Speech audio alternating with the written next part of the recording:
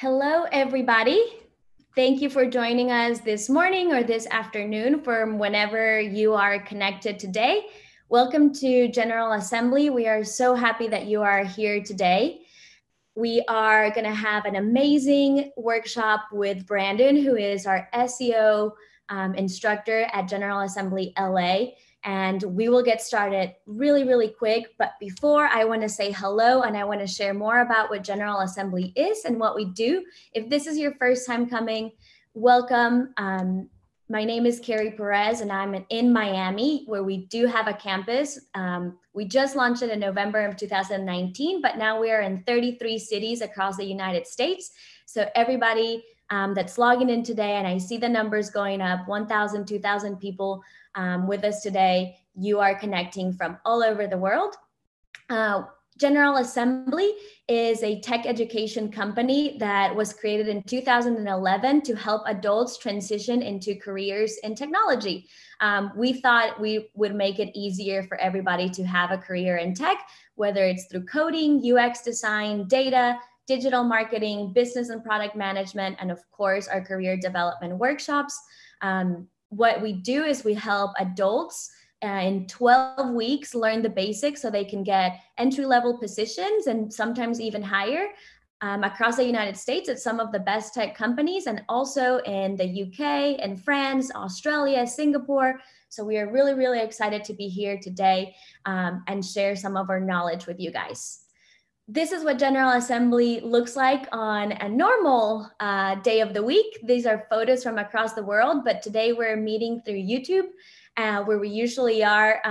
We're connected through the digital world. So be on the lookout for more events and more workshops coming your way, just like this one. But don't forget to get involved with your local GA community, where we are also going to start, where we usually host this community events. We are more than about tech. We're more about community. We just like bringing people together that are ready to learn and eager to upskill or reskill. Why we're here today is our Free Friday. This is a new campaign that General Assembly launched during the COVID pandemic to help the displaced employers find work, learn new skills. Don't forget to look it up, ga.co Free Fridays, where you're going to be able to learn anything from data, digital marketing, UX design, product management, how to connect on LinkedIn, networking for introverts. Every Thursday, we have 3 to 4 workshops that we're putting together for you guys for free. And these are usually $100 to $200 price point events. So this is a huge opportunity for anybody that's been looking for that time to upskill to actually do it. We're going to get started, and I am happy to stop sharing my screen so that we can introduce Brandon today. Thank you for being here. He is in LA, so it's 8 a.m. over there. So thank you for being here, and let's get started. We have 2 hours to go, and we're ready for the good stuff. Hi, everybody. Thanks so much, Carrie, for the introduction, and I appreciate everyone coming out today. Hope everyone is ready to learn about search engine optimization and start getting more traffic to your website. Let me switch over. And hopefully everyone can see my screen. So Carrie kind of introduced General Assembly a little bit, but again, if anyone's first time here, General Assembly has a variety of different classes and opportunities to learn a bunch of different skill sets. So I specifically focus on search engine optimization. I might be doing a class pretty soon on Google Analytics as well, which I want to talk about today a little bit as well, because it really is important to track everything. So if you do want to come to other classes, I am the SEO instructor. So hopefully I can see everyone out there in the future.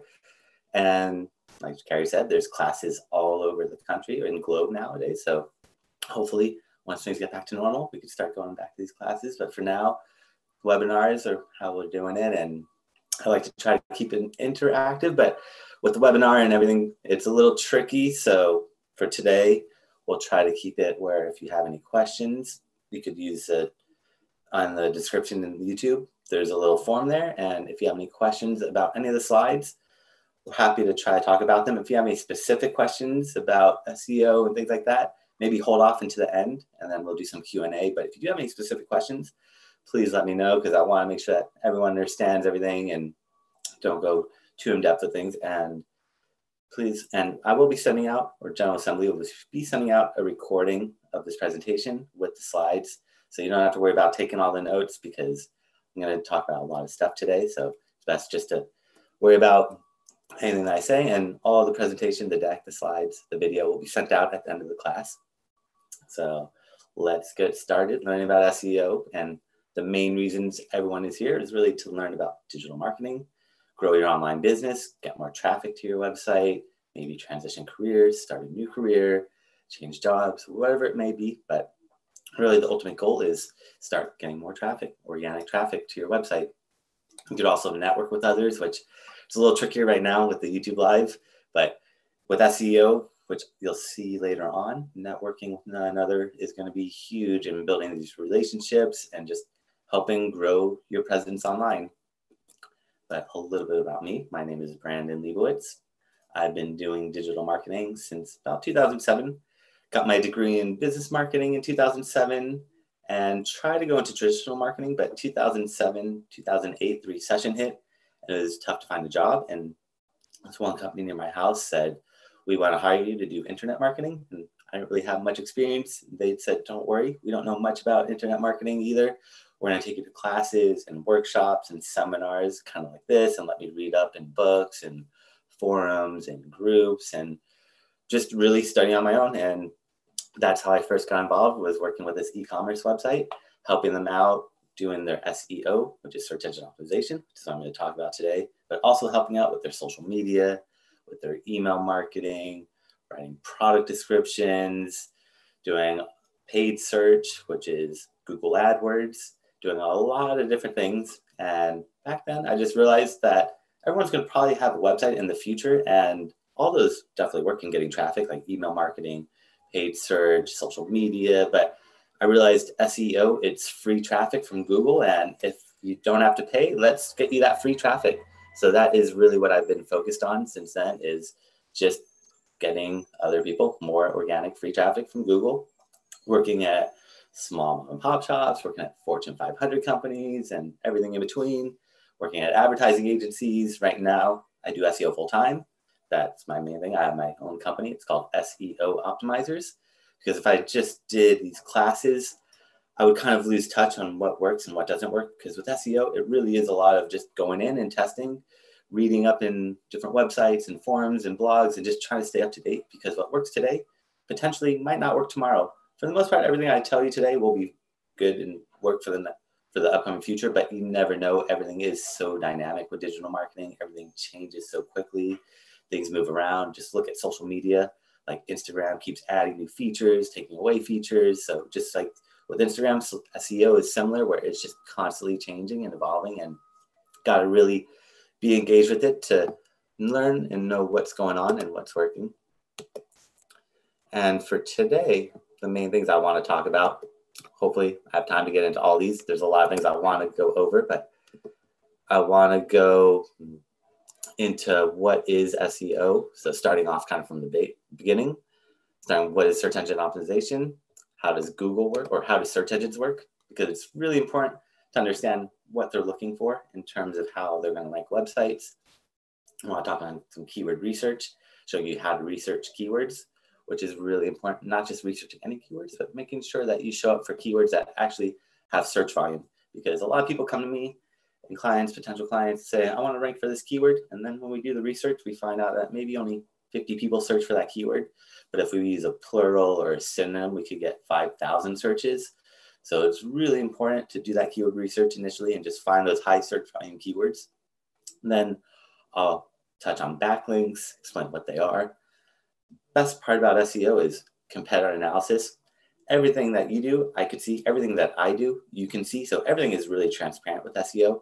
It's all about just looking in the right places, which makes things a lot easier. Just look at your competition, see what they're doing, because if it's working for them, it's more than likely going to work for you. You just got to look at what keywords, what backlinks, and everything is transparent, which you'll see. And also want to talk about tracking and analytics, which is so very important. I'll just briefly touch on it, but analytics, tracking data is so important. You need to track everything, especially if you're running paid ads, which you'll see that you're not going to get the full picture from Facebook ads or from Google AdWords. They're not going to tell you really what happens with your traffic, whereas Google Analytics and other tools will show you what's going on, how long they stay on your website, what pages they visit, what pages they leave from. There's a lot of data in there that's going to help make better informed decisions for SEO, for just in marketing for general. It's just going to help out. And then just we'll talk quickly on some best practices just to make sure that you're doing everything that Google wants you to see, because if you do it the wrong way, or if you hire a company to do SEO and they don't do it the proper way, it can actually drop you in rankings rather than help you. So you just got to make sure you're doing everything that Google says, you're abiding by their terms of their webmaster guidelines, which I'll touch on all that in a minute. But first, we'll start off kind of from the basics and go from there, starting what is SEO. And SEO stands for search engine optimization, which is ranking websites in the different search engines. So whenever you search, well, primarily everything is going to be for Google.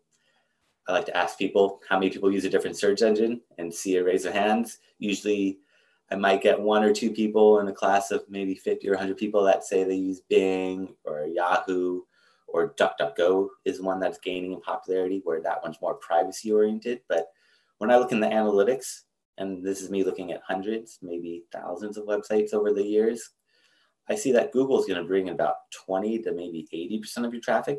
Bing will bring about 1%. Yahoo will bring about 1%. And DuckDuckGo, which is a newer one that's more privacy oriented, where they're not tracking everything, is actually gaining over the past 6 months or so. I've actually seen it starting to almost get about 1% of the traffic. So we'll just have to see what happens in the future if DuckDuckGo starts increasing. But when I look in the analytics, I see that Google just dominates and brings the majority of the traffic. So everything I'm going to talk about primarily is for Google. If you want to optimize for Bing and Yahoo, you can do that as well. When you search in Yahoo, it's not really Yahoo anymore. It's actually Bing that shows the search results in Yahoo. So if you want to optimize for the big 3, Google, Bing, and Yahoo, if you just optimize for Google and Bing, you'll be good across the board. Google is a lot more sophisticated. So if you optimize for Google, you should be good with Bing and all the other search engines, but it also comes down to analytics. Is my audience on a different search engine? Then I need to optimize for that. But that's where tracking is going to show you all that information. You don't want to just guess, because you never know what's going to be happening with digital marketing. Everything is really pretty dynamic. But with SEO, or Google, when you search in Google, if we all search right now, if everybody search for the exact same keyword right now, we're all going to get slightly different results. There might be ads at the top of Google. There might be ads at the bottom of Google. This is all kind of random. At most, there might be 4 ads at the top of Google, or 3, or 2, or 1, or 0. It's all going to be different for all of us. There might be ads at the bottom. There might be 3 ads, or 2, or 1, or 0. It's all going to be kind of random. Some of us might get ads. Some of us might not get ads. Some of us might get 3 ads. Some of us might get 4. Some of us might get 2. It's all going to be different. But in between those ads, it's called the organic results. And that's what SEO is about, is getting your website listed in those 10 organic results, or the free results. So not doing the ads, not trying to get you up in those ads, or at the very bottom of Google, you'll see ads, but in the middle, there's always going to be 10 websites. So SEO is ranking your website in those 10 positions, but it's not really ranking your website. It's ranking the pages on your website, because every page on your website is an opportunity to rank for different keywords. So you don't want to just optimize your homepage or just one page. The more pages you have, the more keywords you could target, the more opportunity you have to rank in Google for different variations, which you'll see in a few minutes. Each page can only target about 3 to maybe 5 keywords per page before it loses relevancy. So if you're trying to target more than 3 or 5 keywords and you're trying to squeeze it all in one page, it's best to just make multiple pages. The more pages you have, the more opportunities you have to show up on Google for other variations, other keyword searches. And also when you search in Google, it used to just be your website, or websites would appear there. But nowadays, Google is a lot more dynamic. There's a lot of content, or a lot of more visual content that's going in there. So it's not just websites. There's images that appear in there, videos appear in there, maps appear in there, news appears in there if there's some newsworthy content or a press release that went out about a company. So Google is a lot more dynamic. All that stuff is going to be, it might appear, it might not appear. It's all kind of random. If Google wants to show images or maps or videos, they might, but they might not.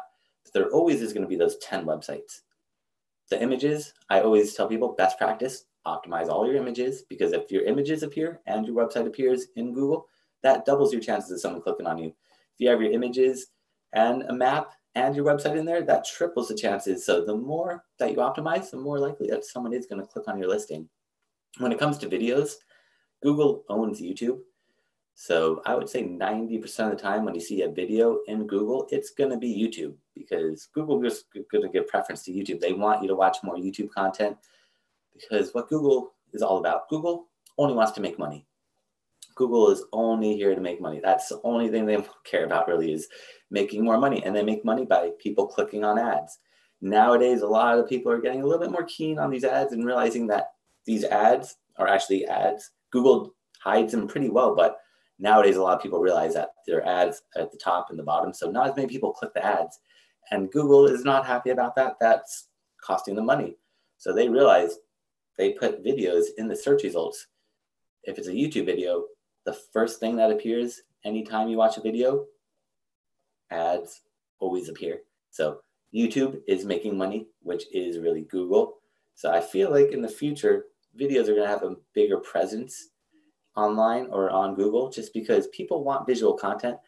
They don't want to read a 400-word article or this long blog post when they could just watch a video. So I would say if you can start building a presence on YouTube, that's going to be huge. YouTube is the second most popular search engine out there. So having a presence on YouTube is not a bad thing. It's going to just help drive more traffic and get more awareness to you. If you don't have a budget for videos, or you don't have videos made, you don't even have to make videos. There's free websites out there that you can just upload images, and they'll take those images, make them into a slideshow video, give you copy or fair trade music where you could put that music in the background, upload that to YouTube, and that will rank just as well as a normal video if you optimize it. The tool is called Animoto, Animoto, I believe. So Animoto.com is a free website where you can just upload a couple pictures.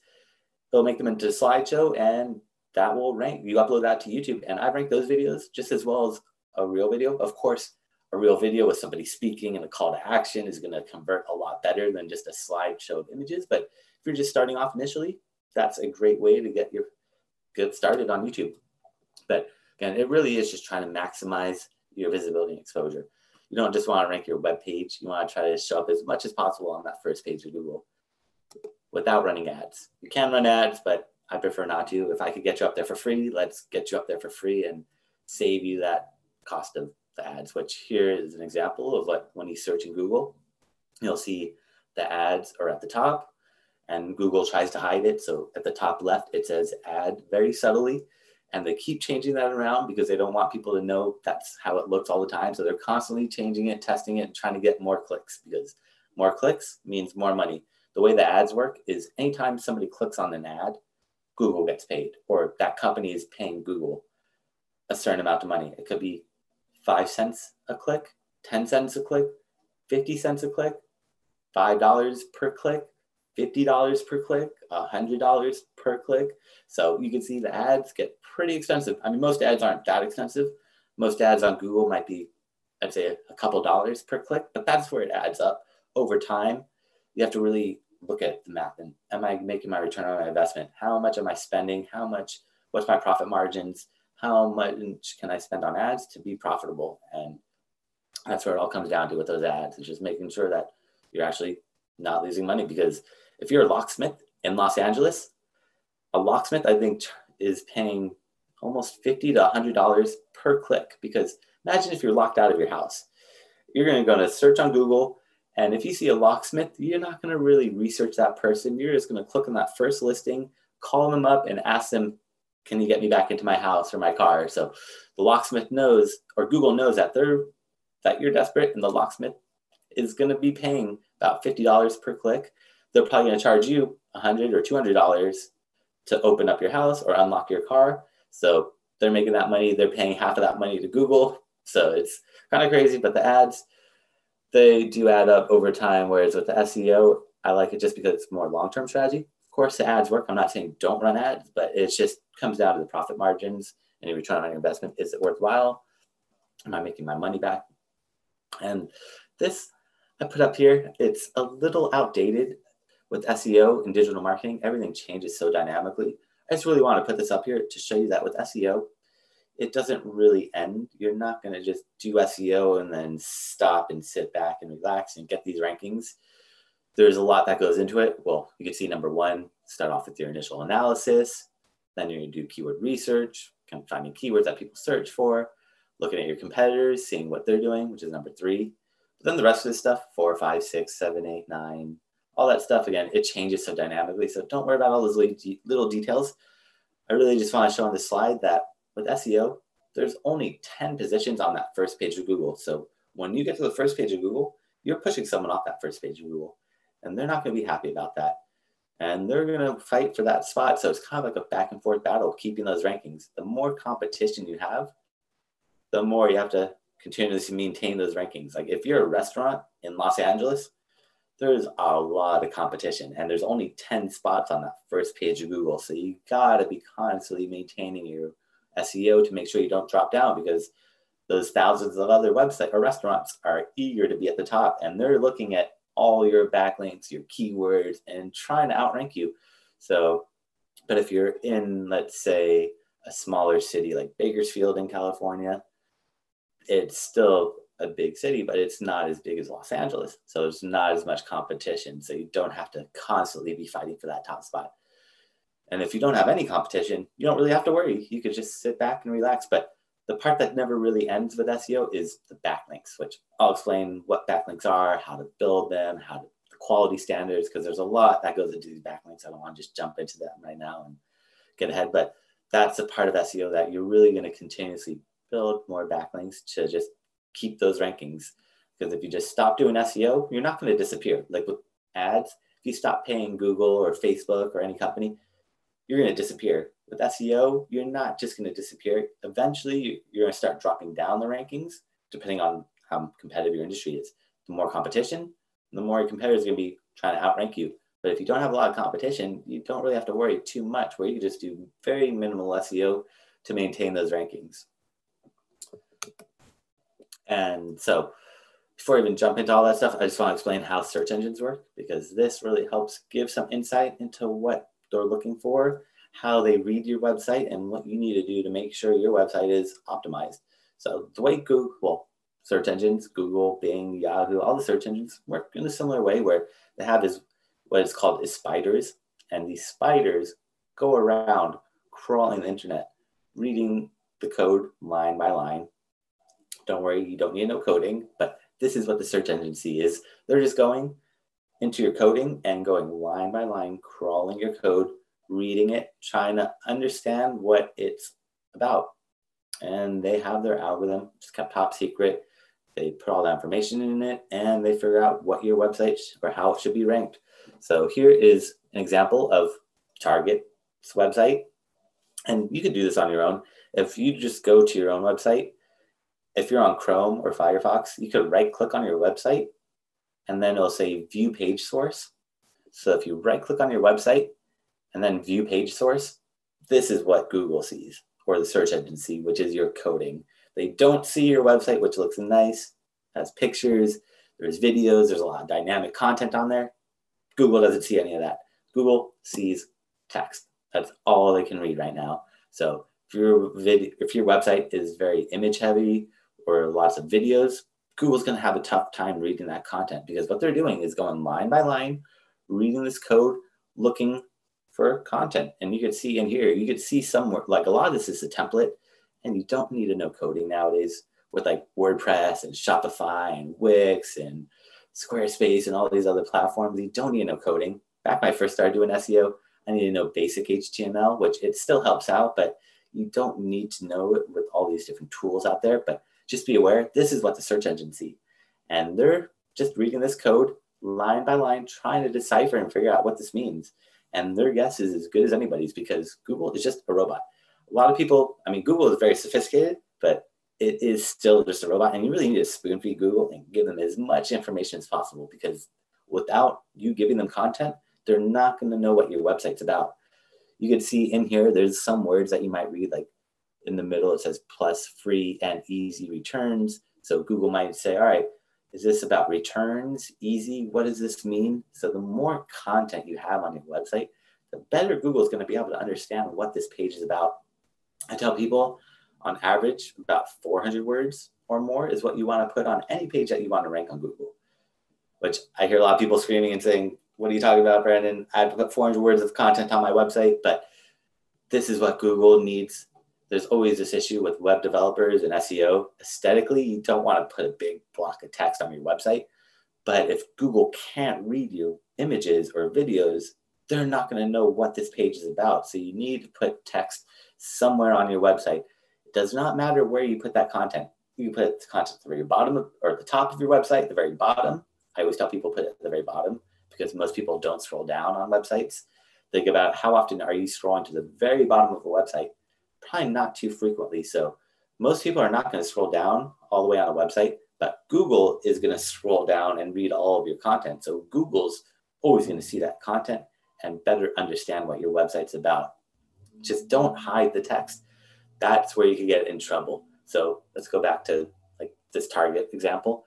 If at the very bottom of this website, I used font size 0.001 with white text, put all my keywords in there, that will get me in trouble. Google's going to be like, you're just hiding your text in there. Don't do that. You don't have to put just 400 words all together. You could break it up into sections to FAQ style content, like frequently asked questions, or however you want to make it. Just you need text. If your website just has images, it's going to be really tough for Google to read images. They're getting better at reading images, but really what Google reads on images, if we go back to this page, you can see in the middle it says assets.target img. So these blue clickable links, like if you see on line number 6, if you look, there's line number 6 on the left-hand side, and then you see that blue clickable link. That blue clickable link is an image. So images become these blue clickable links, which is just one little piece of text.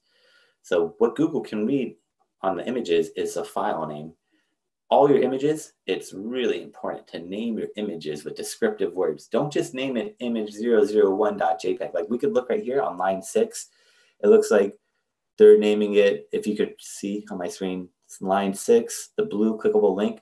It says assets.targetimg1.com/UI.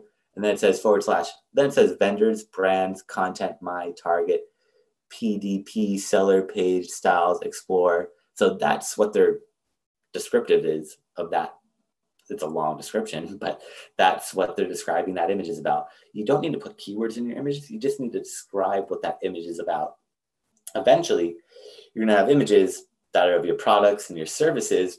That's where you name them with keywords. But if it's just a bunch of people smiling on your website, like if we go back to this, like the people riding the bike, you're not going to put riding bike shopping target buy products.jpg or stuff like that. It's going to be a little spammy. You just want to put like happy people riding bike. Just be descriptive. That's really what Google wants to see. Eventually, that box right there in the bike, you could say Target box or shopping at Target box. But again, don't want to just fill up your keywords or fill up the images with keywords. You want to just be descriptive with them. One other thing with the images is when you upload your images to your website, depending on what platform you're on, everyone's going to have a different platform, but they're usually going to ask you for like a title, description, caption. But what matters for SEO is the alt tag or alt text, which is going to just be, it's depending on each platform. Again, it's kind of tough for me to explain where it's at, but you want to make sure that your images have an alt tag. So if you upload your images to WordPress, it's going to say add an alt tag. Shopify, I mean, most platforms nowadays will say that. If you're on a custom platform, you might have to ask your web developer and just let them know, hey, I was wondering, how do we add alt tags to my images? Alt tags are just going to be the same thing as the file name. Like if we go back to this example of the people riding a bike, if I name this image happy people riding bike, my alt tag could just be happy people riding bike. You don't have to really change it up or overthink it. Just again, you're giving Google as much information as possible so they understand what this content is about. By doing that, your images potentially can show up in Google image search and in Google when Google displays images sometimes. So, but content is so very important. Without this content, it's going to be so tough to rank without it.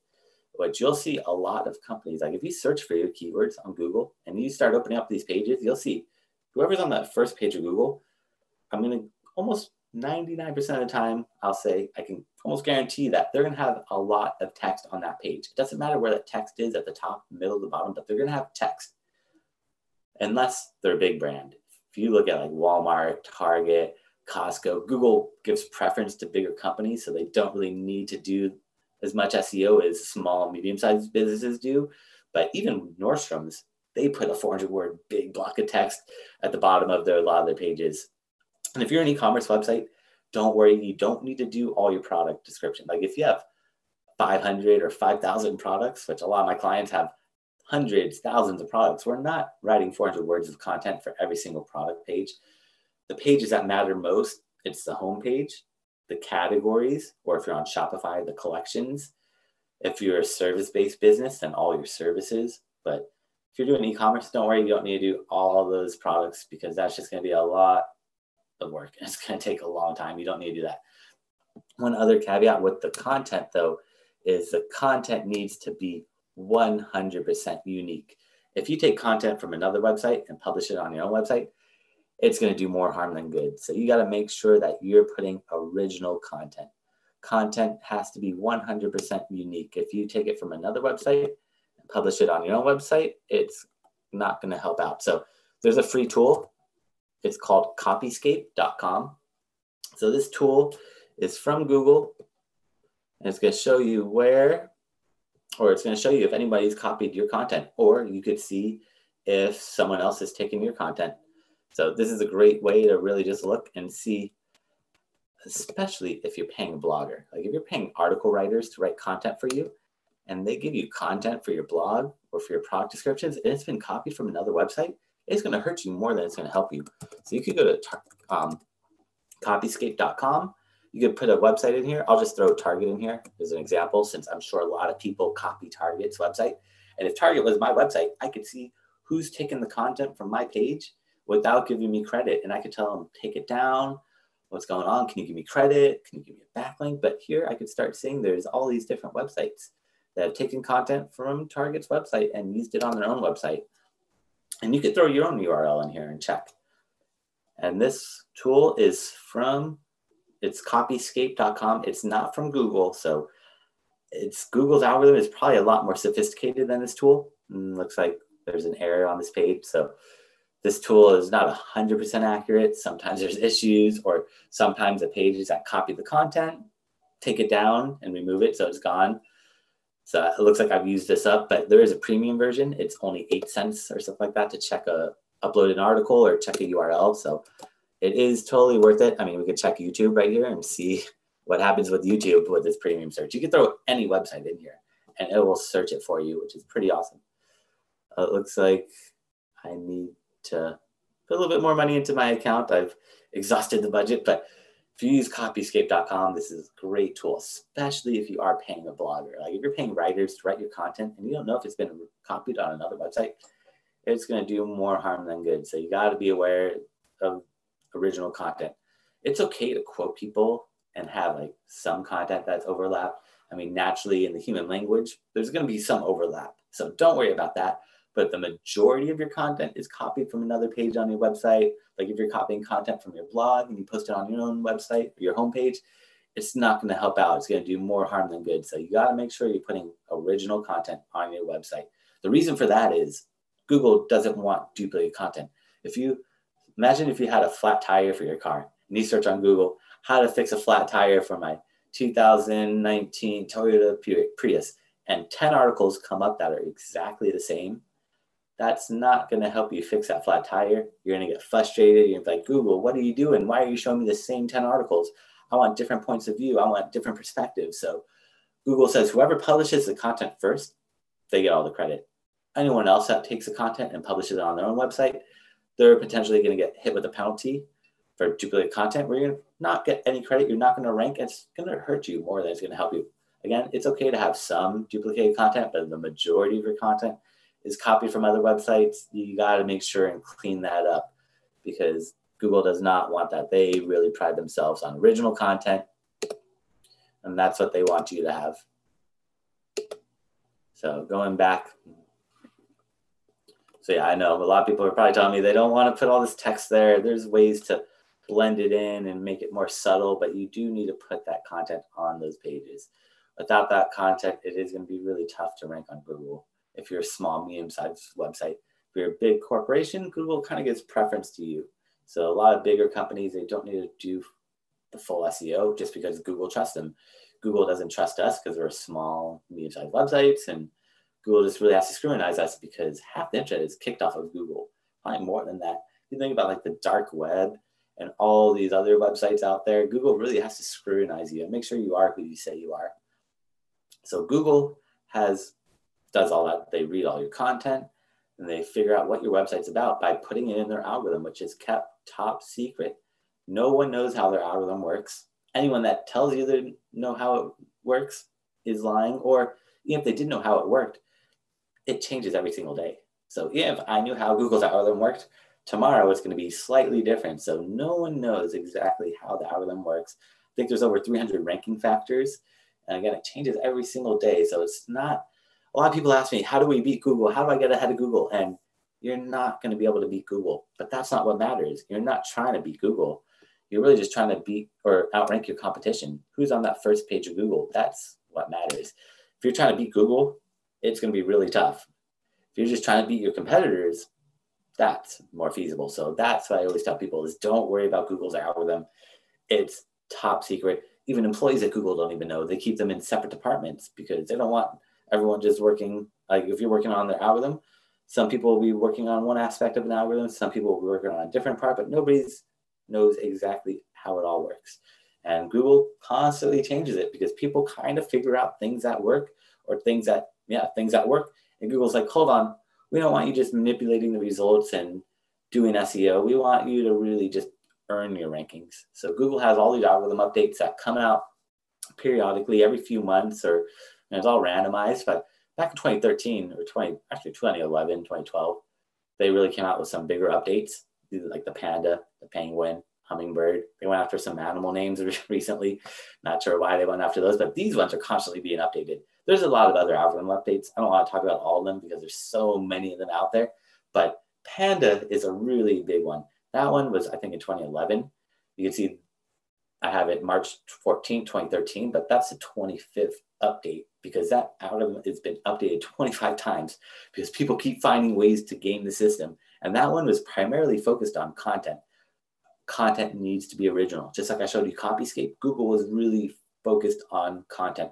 A lot of people are writing content or writing copied content or duplicating content from other people, and it would rank. And Google's like, no, we want original content. We want long content. Like back before 2011, there was all these websites that were like question answer sites that would just have one question and one answer. I'm not sure if anyone remembers 9 years earlier, before back in 2011, before that, there's a lot of these websites like eHow and Quora and Yahoo Answers that would all just be one question, one answer. They would rank with a bunch of ads. Google also said, we don't want a website with a bunch of ads on it.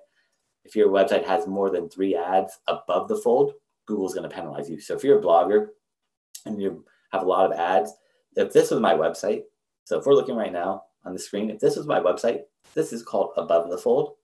Once you start scrolling down on the website, that's called below the fold. So Google said if you have 3 or more ads above the fold, they're going to penalize you, which most people, you don't really want to have that many ads.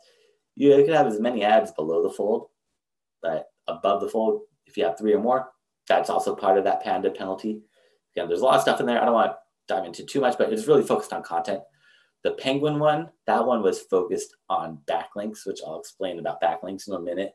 Just be aware that one's all about backlinks. That one is so very important. The Hummingbird one is an interesting one. This was in 2013. Google realized that mobile is taking over, it is not slowing down, and that you need to be optimized for mobile. And that when you have mobile, you don't have to just type into your computer keywords. In the past, when people search, they would just search on their computer and type in like restaurant near me. But if you have your cell phone and you're holding it, you could say, where can I find a restaurant near me? Or what is the best Italian restaurant near me? So it's adding phrases, prepositions. It's actually Google understanding the human language, artificial intelligence, schematic web. Google is very far off from it. They're trying to get there. That's really what their goal is. But they're not there yet. But that's understanding the human language. And I see websites nowadays that rank without even having those keywords on the page, just because Google knows the intent behind the search. You don't want to do that. You still need to use keywords, but this is where everything is kind of going towards, is that schematic, artificial intelligence. Google is far off from it, so don't worry about it yet, but just be aware. Sometimes you might see websites that don't have keywords in the right places, or they're missing keywords. It's just Google understands the intent nowadays, where your geolocation, your previous search history, and the intent from the website. So it's kind of interesting what the future holds. I mean, no one really knows. Google makes all the rules, but we'll just have to see.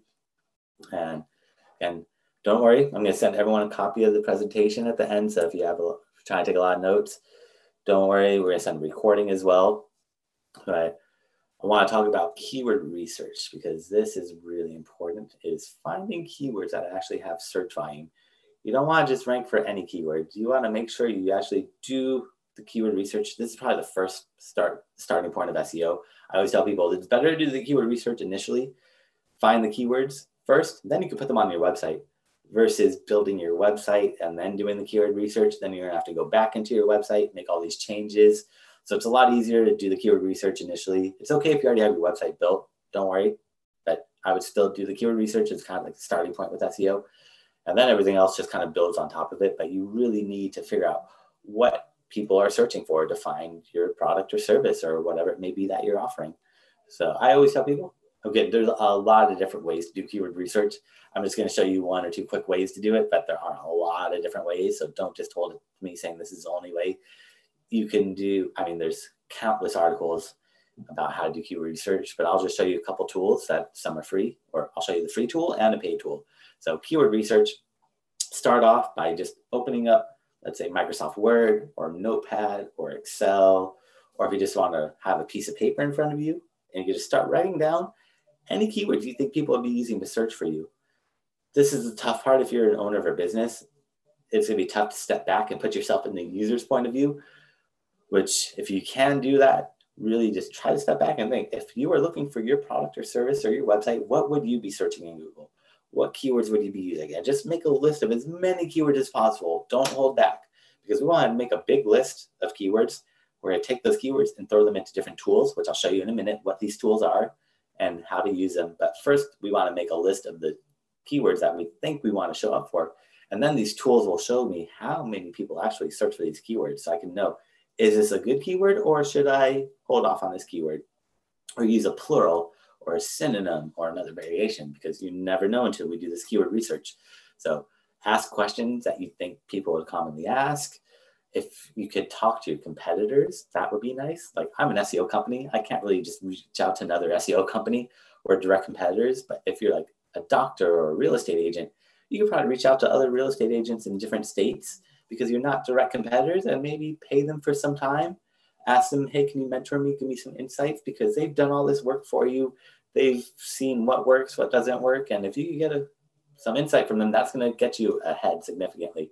But I really just like to look at what my competition's using. Competitor analysis is the best, easiest way, because if your competitors are ranking for your keywords, they've done all this work for you. All you have to do is look at what they've done, put a little twist on it, double check to make sure that you actually have the right keywords, and then you're good to go. So I search in Google, and Google's going to show me a bunch of information.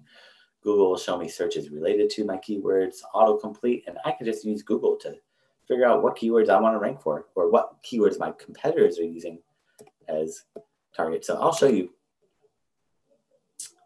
Let me pull up my screen. So I was going in Google. So if you want to search for some keywords, I'm sure people have questions. So if questions are coming in, we're going to do some Q&A in a few minutes. We'll take, that way it's almost an hour. So in like 5-10 minutes, we'll take some Q&A. So if you want to ask some questions right now, you can start putting them in, and I'll try to get to them. And we'll do some Q&A at the end as well with the presentation. But if you do have any questions about any of the stuff I've been talking about right now, happy to go over that and try to help out as much as possible. If there's any questions on really unique problems and issues you're having, hold off to the end, and I'll try to touch on those at the end, or we could talk about later as well. But keyword research. Let's just say I'm doing keyword research, and I'm not sure what keywords you'd want to search for. So I'm just going to pick random keywords, and I would say, let's just search for the word SEO company. That's what I would be looking for. I usually try to ask people in the class what keywords you'd be searching for, but it's a little tougher right now, but with so many people in here. But if I'm typing in SEO company, I am in Los Angeles, so Google's going to kind of personalize my results. You might want to sign out and go incognito just when you do these searches, but because Google is going to personalize it. But you can see right here by typing in SEO company, this dropdown appears. These are all high search volume keywords. So maybe these aren't the most relevant to what I'm doing. So not all of them, I might not add all these to my list, but the ones I don't add to my list, I could use these as ideas for blog content because these get a lot of search volume. Like maybe I'm not an SEO company in Orange County, but I could write a blog post about the most popular SEO companies in Orange County and then maybe lead them into my website, or maybe I write a article about SEO company definition. Gets a lot of searches. It's not really a keyword I would think I want to rank for, but if I could somehow get ahead and write a blog post about that, then take the visitors from my blog post and lead them into my product or my service pages, that would be a great way. So these all are high search volume keywords that I would incorporate into blog posts if you're running out of ideas. Same with at the very bottom of Google. Let's say at the very bottom, searches related to. These are all high search volume keywords. There's going to be a lot of overlap, but there's going to be a lot of different ones. So you can see now it's even saying SEO company in Miami.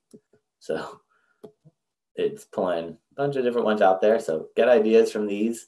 If these keywords look good, add them to your list. If they don't look the best, maybe add them to the blog ideas for the future. But what I'm also going to do is just go on Google and see who's on this first page of Google. So all these companies are doing SEO. I mean, they're all SEO companies, so they're obviously doing SEO, but anyone that you search for in general, they're going to be doing SEO if they're on that first page of Google. So when I'm searching and looking at my competitors, don't look at the ads. So you can see the ads are at the top right here. Google hides the ad. It used to be green text, and now it's this black text. Again, they're trying to make it subtle so you click on these ads because they want to make money. So I'm not going to look at ads, skip over ads. They're not doing SEO the same, or they're not doing keywords like you would do for SEO. So these ads, don't even worry about them for now. And what I'm going to do is same with the map. Don't worry about the map. If you see map, the people also ask, there's a lot of stuff going on this page, but what I'll look for is what people are using. So here's organic results. These are the free results. They're not paying Google. They've just done SEO to get themselves up there. So I could see this blue clickable link is going to be, it's called the title tag. And this is where 99% of the time, whatever keyword you search for, if I search for SEO company, it's going to have that word SEO company in that title tag somewhere. Doesn't matter if it's at the beginning, the middle, the end. It could say company for SEO. It doesn't have to be that exact order. You just have to have those words in there. It could be SEO companies. This is where the keyword research comes into play is, do I want to rank for company or companies? So I'm going to make a list of all these different keywords. And we're still making a list, and then we're going to throw it into these different tools in a minute. But for now, I'm making a list and looking at what other people use in their blue clickable link, because this is where they're putting all their keywords. This is called the title tag or the page title tag. Everybody has this on their own website. And this is where you need to put your keywords in the page title tag. So we can see this one, coalition, is number one. That's not really a keyword number one, but Los Angeles, SEO company, dash search engine optimization. So those are the keywords they're targeting. Here's another one, think idea, SEO services. So they didn't put company in here. So 99% of the time, it would have to say the word SEO company, but due to that Hummingbird update, the schematic web, Google understands that company and services are kind of the similar or almost the same thing. So, but again, keyword research will show me, do I want to put services or company? Which one gets more searches? I can see right here, SEO company, award-winning search engine optimization. So award-winning is another keyword that they might put in here. SEO company, Los Angeles, keyword density, quality. You can see it gets a little dot, dot, dot, and it gets cut off. If it's over 60 characters, like 60 to 70 characters, it's going to get that little dot, dot, dot and get cut off. So you got to make sure that when you write your own title tags and you're putting keywords in there, it's 60 characters or less. After that, it gets cut off. And this is a place where you put all of your keywords. So you can see these websites can only target about 3 to 5 keywords in this title tag. If you can't fit more keywords in here, you're going to have to create new pages. But Again, right now, we're just looking at your competition to spy on them to see what they've used, because if they're on that first page of Google, they've done all this work for you. They have probably teams of people doing all this research for you. So we could just go through all these and look at like drive, traffic, media, SEO company, Los Angeles. Again, the word is, your, in. Those really aren't keywords. So don't worry about those. If it says company names in here, I'm not going to look at the company name. That's not a keyword, but I can see SEO company, search engine optimization, firm. So firm might be another keyword I could add to my list. So again, it's all about just looking at what these people have used, going through all these, and then searching more. Don't just search one time or one keyword. Search multiple keywords and make a big list. The more keywords you have in that list, the more data you're going to be able to pull and more insights you're going to be able to get from here and see what people actually search for. So after you make this list of keywords, we're going to throw them in different tools. Some are free and some are paid. It just depends. If you have a company or if you're doing SEO full-time, you might want to get the paid tools. If you're not doing SEO and you're just a business owner, small, medium-sized business owner, you might not need to get the paid tools, because the paid tools are like $80 a month. The free tool, it's just as good. And I'll show you. Let me pull it up right now. Let me switch back to my presentation. So here are the different tools out there. So the keyword planner, it's from Google. That's a free tool. I would say use that first. The data is straight from Google, so you could trust that pretty much. But again, this one is from Google. It's free. The only caveat is to be able to access the keyword planner, you have to sign up for Google ad platform, which is called Google AdWords. So to be able to use the keyword planner, unfortunately, you have to sign up and go to Google AdWords. You have to create an account. You have to create an ad. You have to push the ad live. I would pause it immediately, so you don't have to leave the ad live, but Google wants you to have an account with AdWords, because that's how Google makes all their money. They don't want to just give you this tool for free, because they don't really want people doing SEO. They want you to do ad. They want you to pay Google to show up on the first page of Google. So Google Keyword Planner, it's not a tool made for SEO, but there's some features in it that help out with SEO. But the Keyword Planner, go in there, sign up, create an account. You can put tests for everything. So when it says, when you're creating your advertisement, just put test, test, test, because we're going to pause this ad. So you don't have to worry about really creating an ad. It's going to ask what your daily budget is. I think Google defaults to $5 a day. Make sure you change it to $1 a day, just in case you forget to pause the ad, because a lot of people, or not a lot, but a few people forget to pause the ad. And if you set that budget to $5 a day, you're going to get a bill in a couple months for a few $100s. You're gonna be like, what's going on? Where did this come from? And that's from running ads. So if you set the budget to $1 a day, you should be safe and you're good to go. But just be wary of it. You don't want to leave it at $5 a day in case you forget. But just go to Google AdWords, create the account. You can pause the ad immediately. That's fine. And then you'll be able to access this tool. This tool has a lot of information in it. It's not really for SEO. It's for ads, but it does have some features that work for SEO. So I'll show you a quick example of it. Well, here's what it looks like, and I'll show you how you can do a search for it. So here's a keyword planner. If I was searching for, like, you can see it says social media company as a keyword on the left side and social media services on the left side. So I can see how many people search for those keywords. It says average monthly searches, 2,900 people a month search for social media company, whereas social media services gets 1,000 monthly searches. So social media company almost gets 3 times as much search volume as social media services. So if you're trying to figure out which keyword, services sounds like a good keyword, but you don't know until you do the keyword research and actually see what's going on. There's a lot of other stuff in here. You can see it says competition. All the rest of the stuff is for ads. So don't even worry about anything else except for average monthly searches. That's what matters. Everything else is for ads, because this is really for Google AdWords. It's not for SEO. So you can see it says top of page bid, low range, $3.33. So if I wanted to pay Google to get to the first page of Google for the keyword social media company, it would cost $3.33 to get to the bottom of page one. To get to the top of page one, it says top of page bid, $15.99 per click that goes to your website. So you can see this is going to add up very fast. This is pretty expensive. I mean, most keywords might be $1, a couple of dollars, but $15 for a social media company, if you're not selling a big ticket item, it's going to be tough to get that return on your investment. So this is where it's all about looking at the profit margins, doing the math and saying, is this worth my investment? Or is it SEO? I could get you up there for free if you do all the stuff I'm talking about you. And you're going to have to pay, which is your time you're investing in it, or you might pay an SEO company, but you're not going to pay $15 a click, because with an SEO company, if you're getting 3,000 visitors to your website times $15 a click, it's a lot of money, and you're not going to be paying any SEO company that much. You're going to be paying them a fraction of that cost to get up there. And once they get you up there, you're not going to just disappear immediately. Like with ads, you stop paying, you're gone. You stop doing SEO, you got a lot of competition, you're going to eventually drop down, but you're not going to just immediately disappear. So with SEO, it is more long-term play. But Google Keyword Planner is from Google, and it's a free tool.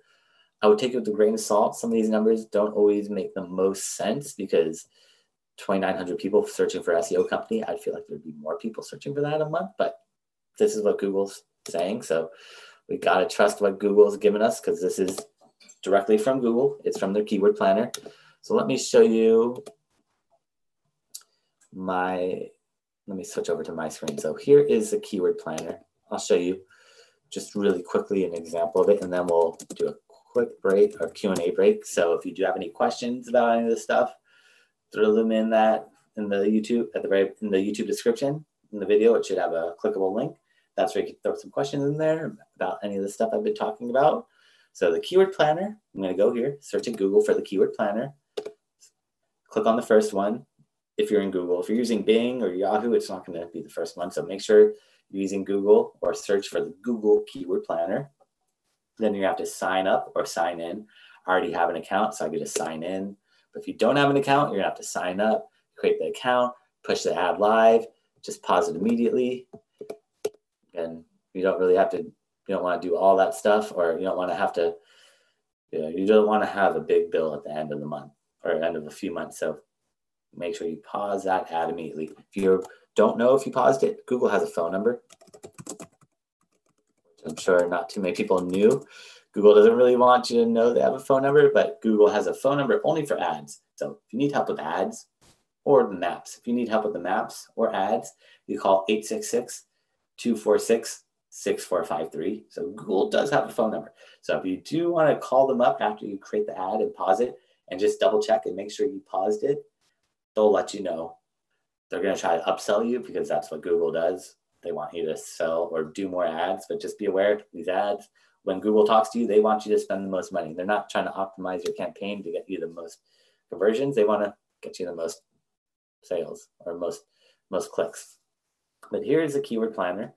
There's a lot of stuff on this page. The only place I look is on the left-hand side. It says Discover New Keywords, because this is really for SEO. So in here, you paste that list of keywords that you just created. Like if you have that whole list, I'll just put, for example, SEO company. Just for example, I just want to show you with one keyword, I could just put one word in here, and Google's going to show me hundreds of variations of that keyword. Of course, you want to put your list that you made, because these are the keywords that you found, and these are going to be more accurate. But here is the Keyword Planner, and you can see it says right here in the middle, next to where it says Ad Filter, it says 744 keyword ideas available. So by putting that one word, SEO company, I'm getting 744 other keyword ideas. So now I can start scrolling down. Well, before I even do that, the only thing I'm really changing is at the top, it says location. That is really important. If I'm not targeting the United States, if you're just targeting Los Angeles or California, you want to put that in here. Or if you're targeting the whole world, but you need to make sure you put the targeting appropriately, because it's going to significantly impact those numbers, which you'll see right now. It's pretty much cut those numbers over in half, probably like 70%. So this is going to show me my keyword SEO company, how many people search for it a month. If you're not running ads, it's going to show you these ranges. If you are running ads and spending money, it's going to show you the exact numbers. I'm not running ads right now because I'm ranked for it organically, but if you don't rank for it organically, you can run ads, but I just prefer not to. You can see SEO company, $20 or $19.20 per click on the first page of Google. So it's not really feasible for me to spend that much money, knowing that out of every 100 people that go to my website, I might get 3 people that might become leads. So if I'm spending $2,000 to get 3 leads, that's not even clients, that's leads. On average, every 100 people that come to your website, 3 of them might call you up, learn more, add to cart. That doesn't mean they're going to buy off you. They're just learning and inquiring. So you have to really, every industry is different. So don't just hold it to that 3%, but this is where you're going to learn. And here's where these keywords are. And I can look through these keywords and try to find good keywords that I think I want to rank for. Looking for keywords that have at least 100 or more monthly searches. Anything with like 10 to 100, it's so tiny, it's not worthwhile. So any keyword that I think looks good, like let's look at this one. Local SEO services for Los Angeles gets 100 to 1,000 searches. I might say this is a good keyword, but I want to search in Google before I just say this is a good keyword and see who shows up on that first page of Google. Because if it's all big Fortune 500 companies and like Wikipedia and Amazon, I don't think I can compete with that if I'm a small, medium-sized company. If you're a big company, you can go for it, but you really want to search first and see, can I compete with these keywords? So local SEO services, let me see who's on this first page of Google. So I see the Thrive Agency, WebFX, Blue Corner. I mean, I know a lot of SEO companies, so these all are pretty familiar to me, but I mean, these aren't like big corporations. So I can say potentially I can rank with them. It's not like I see Amazon and Wikipedia and like a Target and Walmart and all that stuff, where if I saw that, I'd be like, this keyword is too competitive. Let me find a different keyword. So you just have to make sure you find high search volume keywords that don't have a lot of competition on Google. And you want to make sure when you do find keywords that it's called long tail keywords. This is really important. You don't want to just rank for any keyword. Like a lot of people will tell me, I want to rank for SEO. And I tell people there's no intent behind those keywords. Or SEO, like SEO, what does that mean if you're searching for SEO or training or consulting or teacher, like, or doctor? All these one word keywords, these are called broad keywords. A lot of people are going to be searching for it, but the people that are searching for it, there's no real intent behind that search. They might just be looking, like if someone searches for dogs, who knows what they're looking for? Like if you're selling dog pet supplies and you just want to rank for the word dogs, you're going to get a lot of traffic, but most of that traffic is going to leave your website saying, we don't want to look at this. We're looking for dog supplies. We're not just looking for dog, or like the people looking for dog or searching for dogs. It could be like, what are the different breeds? I want to buy a dog. I want to do dog training. I want to buy dog supplies, or who knows what they're searching for. So a lot of those people that come to your website, leave immediately. Whereas if you're ranked for a keyword like best dog leash, so 3 or more words, there's going to be a long tail keyword. Not as many people are going to be searching for it, but the people who are searching for that keyword have intent. They're actively looking for the best dog leash or dog leashes over 6 feet. Like not as many people are going to be searching for it, but the people searching for it are going to want your product or your service, depending on what your keywords are. So go for these long tail keywords. The short tail keywords, the keywords that are 2 or 1 word, there's no intent behind that search. Getting traffic is great. I mean, everyone wants traffic, but you want sales, leads, conversions. That's what it ultimately comes down to. Just like with social media, I do social media classes. I tell people followers are great, but you want those followers to convert into leads. You need to get those people off of Instagram to your website or to YouTube or wherever you want to get them into that funnel. But that really is the main thing, is you need to have those intent type keywords. So long tail keywords, not these short, broad ones. And one quick last thing with the keyword research, I just want to show you one paid tool, and then we'll do some Q&A for a couple minutes and take a quick break. And then I'll jump into backlinks, how to build backlinks, how to do competitor analysis. So there's a lot of different tools to do keyword research. I'm just going to show you one. This is a paid tool. It's called Ahrefs, ahrefs.com. So if I go to this one's about $100 or like $80 a month. So if you have a company that will pay for it, great. If not, maybe just buy it for 1 month, do all your keyword research, and then cancel it. But here I'll put the same keyword, SEO company, and I just hit search, and this is going to make it in an easier to read view. There's more data in here. So the nice thing about these paid tools, it's going to give you, the paid tools are taking all the numbers from the keyword planner that we just saw, but they're making it easier to read. They make it a lot easier to really digest and look at competitors and do a lot of competitor analysis. So there's a lot of other paid tools, which I'll show you a few other ones, or I'll give you a list of a couple other ones. But this one, you can see search volume, 11,000 people search for SEO company. Globally, 23,000 people. And I can start seeing keyword ideas. So here's questions, other keywords, that I could use or incorporate.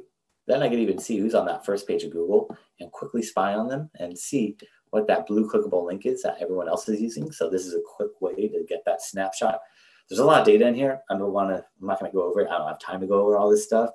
That would be a whole nother class. But just for now, for the keyword research, I just want to show you how you could use this for the keyword research and see what other people are using for those clickable links and get more ideas and just keep building that list out. And there are a lot of tools you can use. It's just up to you. If you have a company that's paying for them, great. If not, just pick 1 or 2 tools. You don't have to keep buying a bunch of them. But the Keyword Planner is from Google. So I would use that first. And then other tools like Ahrefs is good, or SEMrush is a good one, or SpyFu. If you just type in keyword research tools into Google, you're going to get a big list of them out there. There's a lot of other free ones too. I don't want to jump into all of them. I know lots of people use like Neil Patel's or Answer the Public. There's a lot of them out there. So it's just up to you. Everyone's going to show slightly different numbers. So just take it with a grain of salt and just use it to just make more informed decisions. And I think we should take a quick break and do some Q&A right now, because I talked a lot about this stuff right now. So I'm not sure if there's any specific questions, or let me see if I could switch over. And hey, Rachel's been assisting, so see if any questions are coming up consistently, or if anything that people are. Yeah, we've got a lot of really great questions. I am starting to see some patterns of things that people are interested in. So one of the questions I wanted to ask you, or kind of repeat back from the people watching, it was a little bit earlier in your presentation, but you talked about the 400 words, needing to kind of add that to the bottom of the page. We had a lot of questions about that. I think maybe just some general clarification around that would probably be useful. But some of the questions specifically that were coming up is, do I need to put 400 words on every single page? Is it actually the page itself that the customer sees, or is it all kind of that metadata text? So just, I think a little bit of clarification on that would be really helpful. Yeah, definitely. So let me actually pull up my screen so I could show you my website, and then you could see what I mean by putting all this content. Again, it's not the prettiest putting all that text there, but for Google, that's what they want to see. So let me pull up my website. So here's my website, SEO Optimizers. So you want to put that text on your page, unfortunately. So any page on your website that you want to rank, you're going to need to put that 400 words forward facing so everybody could see it. So it's not going to be in the coding like the title tag or all those other places. It's really going to be in the text. So here's my website. So this is called Above the Fold. Once you start scrolling down, it's below the fold. So I want to make sure above the fold, it looks really nice. It has good information. Then below the fold, I could start having this big block of text. I could have my reviews if I want, but you could throw this block of text at the very bottom of your page. So let me show another example. Here's my page. I just want to also show this, like here, also, the more pages you have, the better off you're going to rank. So here's all the different pages I have. I don't just list out all my services on this website. I want to have unique pages for keyword research, for link building, for all these different topics. So these topics become hyper-targeted and very relevant to that exact search term. So let me see if I could have this keyword research page. Once this loads up, well, actually, let me pull up a better example. Still working on my website and been changing it up the past couple of days. So let me go to one that's a little cleaner. So for local SEO, I want to help people get ranked on Google Maps. I don't want to just have it or mention that I do Google Maps. I want to have a page specifically targeted to Google Maps. So this page is all about Google Maps.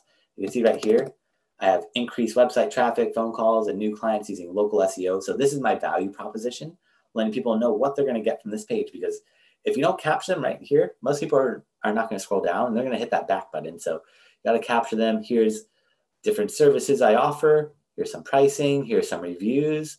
And then when we go down to the very bottom, which I bury this, here is my 400-word article that I'm putting in here. I'm breaking it up with different like headers and bullet points. So it's not just a big block of text, but see, this is pretty long. So, but this is what Google wants to see. There's ways to hide it. It's called accordion drop downs. So like if you type in to Google a lot of questions nowadays, it has this people also ask. So if you click on these people also ask, a drop down appears with content. So Google uses these accordions.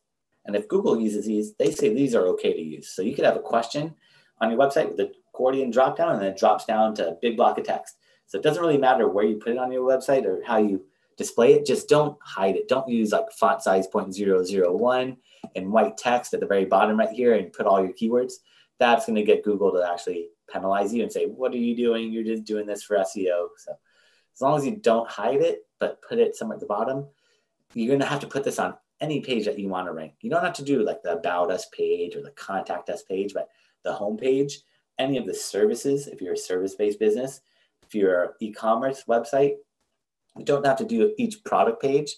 You just really want to do more of the categories or collections if you're on Shopify. So here's Target. Like this is a good example is Target has a lot of pages or a lot of products. They're not going to optimize each individual product page, but they are going to optimize the category. So how they categorize their website, these are the sections that you want to optimize. So if you want, like if you're doing men's or women's products, you can see what they use. Here's women's clothing. So I want to optimize women's clothing. And here's activewear, dresses, intimates, jeans. So those are the pages. I'm not going to optimize every single jean or product page for jeans because there's going to be hundreds of them. I'm just going to do the overall categories, or if you're in Shopify, it's called collections. So hopefully that explains that for everyone. I know with the content, that is an issue. A lot of people don't want to do that, but with SEO, ever since I've been doing SEO back in 2007, I would always read content is king. I've read that everywhere and it holds so true. Content is what Google uses to understand what your website's about. Because if they can't read your website, if you're just very image heavy or lots of videos, it's going to be tough for Google to understand what your page is about, unfortunately. Hopefully they get better in the future, but right now they need that content somewhere to really just help them understand that page better. Great. Thank you so much for diving into that a little bit more. Another question that was coming up a lot was around duplicate content. Mm-hmm. So you had mentioned, that can be something you might be kind of penalized for, that Google doesn't really like to see a ton of duplicate content. But some questions around that were, what if, as marketers do, we repurpose and we share content? So does that hurt me from kind of a duplicative content perspective? And so kind of answer that first. And then if it does, like, what do you do about that? Because that's kind of what we're trained to do as marketers. Yeah, so it will unfortunately hurt your ranking. So what you want to do is publish that content first on your own website. That way you get all the credit and you get the rankings, and then you can republish it on other websites. Just be aware these other websites might not want to post it because they don't want to post duplicate content either. And a lot of these websites will check Copyscape to just double check, because if it's duplicate content, it's going to hurt them as well. So it is tough to really repurpose it. Luckily with social media, Google is blocked from Facebook, Twitter, LinkedIn, Pinterest, Tumblr, so they can't read any social media content. So you could take that content and repurpose it on social, which I'm sure that's the main place that most people will use it. But if you're trying to take that content from your own website and give it to someone else, they're probably going to say, no, this is duplicate content, and because they don't want to run into those issues. So yeah, unfortunately, it is a little tough with that content. With the duplicate content errors, you just got to be aware, wherever you publish it first, that's the page that gets the credit. What about backlinking? I know you're going to talk about that a little bit more in the second half of your presentation, but you had mentioned that backlinking is a positive thing kind of in Google's eyes, but how does that kind of fit in with duplicate content? If a link to your content that lives on your site is on another website, does that count as duplicate content? So the only issue would be if the content on the other website was published before yours. So whoever publishes the content first gets all the credit. So if you have your content on your own website and then you give another website that article, I don't think they would publish it. But if they did because they didn't check Copyscape, you're not going to get any trouble. That other website's probably getting a little bit of a penalty, and that backlink pointing to your website might lose some of the SEO value, but you're not going to get in trouble. So you're going to be fine. You're going to be safe. You don't have to worry about that. But you do need to just be aware with the duplicate content. It is a little annoying. So instead of making writing articles, a lot of people create infographics and use that. So those are like image-based content. I'll just show a quick example. Like, well, I could just show mine because I created this. So I created an infographic for advanced search operators. So here is my website, hopefully on the first page. So you can see I got stars on my website. A lot of people ask me about these stars. That's from schema markup. I don't really have time to go into explain how to get those stars on your website, but I can get stars on everyone's website, which really draws your eye into it, because if you're ranked number 4, but you have those stars, people are going to be naturally drawn to your listing. So I do have 5-hour classes that are really in depth. I do with General Assembly. I think the next one's on the 30th. And so if anyone really wants to dive into SEO and learn everything, because right now I don't have time to go into all the stuff I want to talk about. I'm just kind of picking and choosing the more important things. But here is my website, and here is an infographic that I created. So I have this as text, but I also made this into a visual piece of content because Google can't read images yet. So I use this, and then I pitch other websites this infographic. And as long as it's evergreen content, where this content is not advanced search operators for 2019, because I can't use it in 2020. It's just generic content. It hasn't become outdated yet. So I created this like 5 years ago or 4 years ago. This one's really long, a lot of text on it, but this is like the go-to guide, which I tell people, if you're writing a blog post or an article or an infographic, if you're just writing a 400-word article or blog post just to have a blog post, that's good. But if you really want to get traffic, if you make it a 4,000-word blog post and it's a go-to guide about everything anyone would ever want to know about that topic, people are going to want to share that, and people are naturally going to build backlinks, and it's just going to attract attention. So I try to make long form content. This is an infographic, and this is a safer way to avoid that duplicate content issues. Who knows what's going to happen in the future if Google starts picking up on images as duplicate content, but for now, there's no issues with that. Great. Do you think you have time for one more question? Yeah, we can do one more quick question. Okay, so I thought this was a really great question, and it came up a few times. Also, one of the things that marketers like to do is, and that's really good for getting leads, is gating content. So in case that term's not familiar for others, that would be maybe putting content behind a form so that you're capturing somebody's email address, for example, so that you can now add that to your database. How do you optimize for SEO and page ranking when most of your content is gated?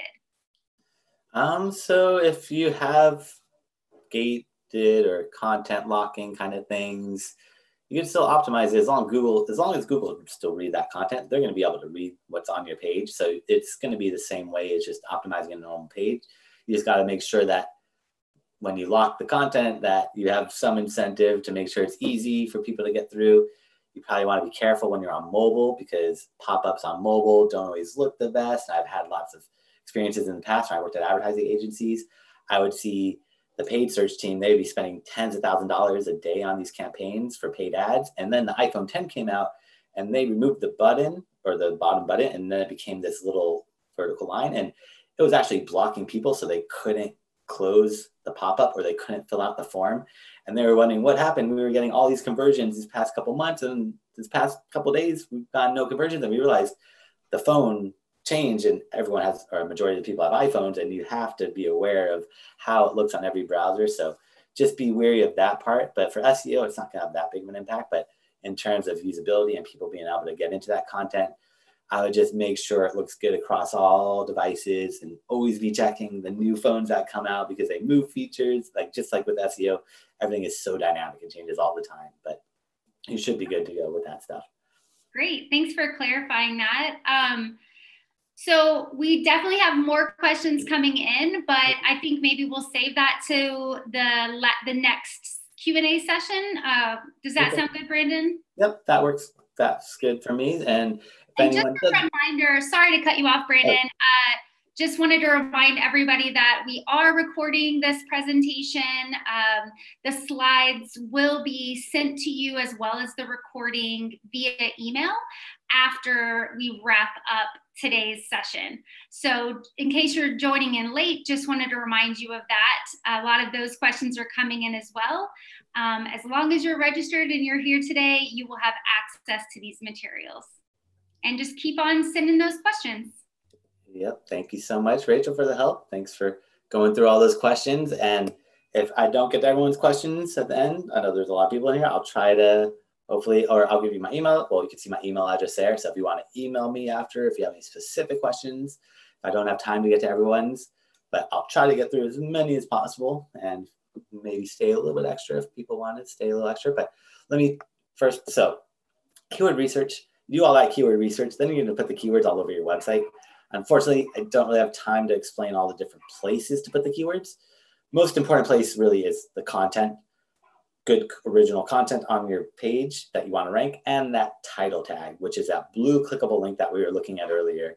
So the title tag or the page title, every platform calls it something different, but that's where you really want to put all your keywords in there. 60 characters or less. If you can't fit your keywords in there, you got to create more pages and target other keywords on those other pages, because you don't want to have too many keywords on one page. It's really going to dilute that relevancy and it's going to be tough to rank for that. But so Google does not trust your website and they don't trust what you're doing.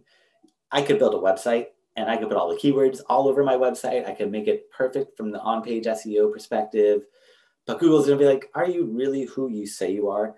Like I could build a website and say I'm a doctor. And Google's like, are you really a doctor? Or are you really a lawyer or a real estate agent or whatever you build or whatever your industry is? So in the past, because again, Google has to really scrutinize you. Over half the internet is kicked off of Google. Like think about the dark web and all this weird kind of shady things, pharmaceutical sites, gambling, pornography. There's a lot of stuff that Google really has to look at your website, and you need to build trust to let Google know that you're a legitimate company. You're not going to be like that.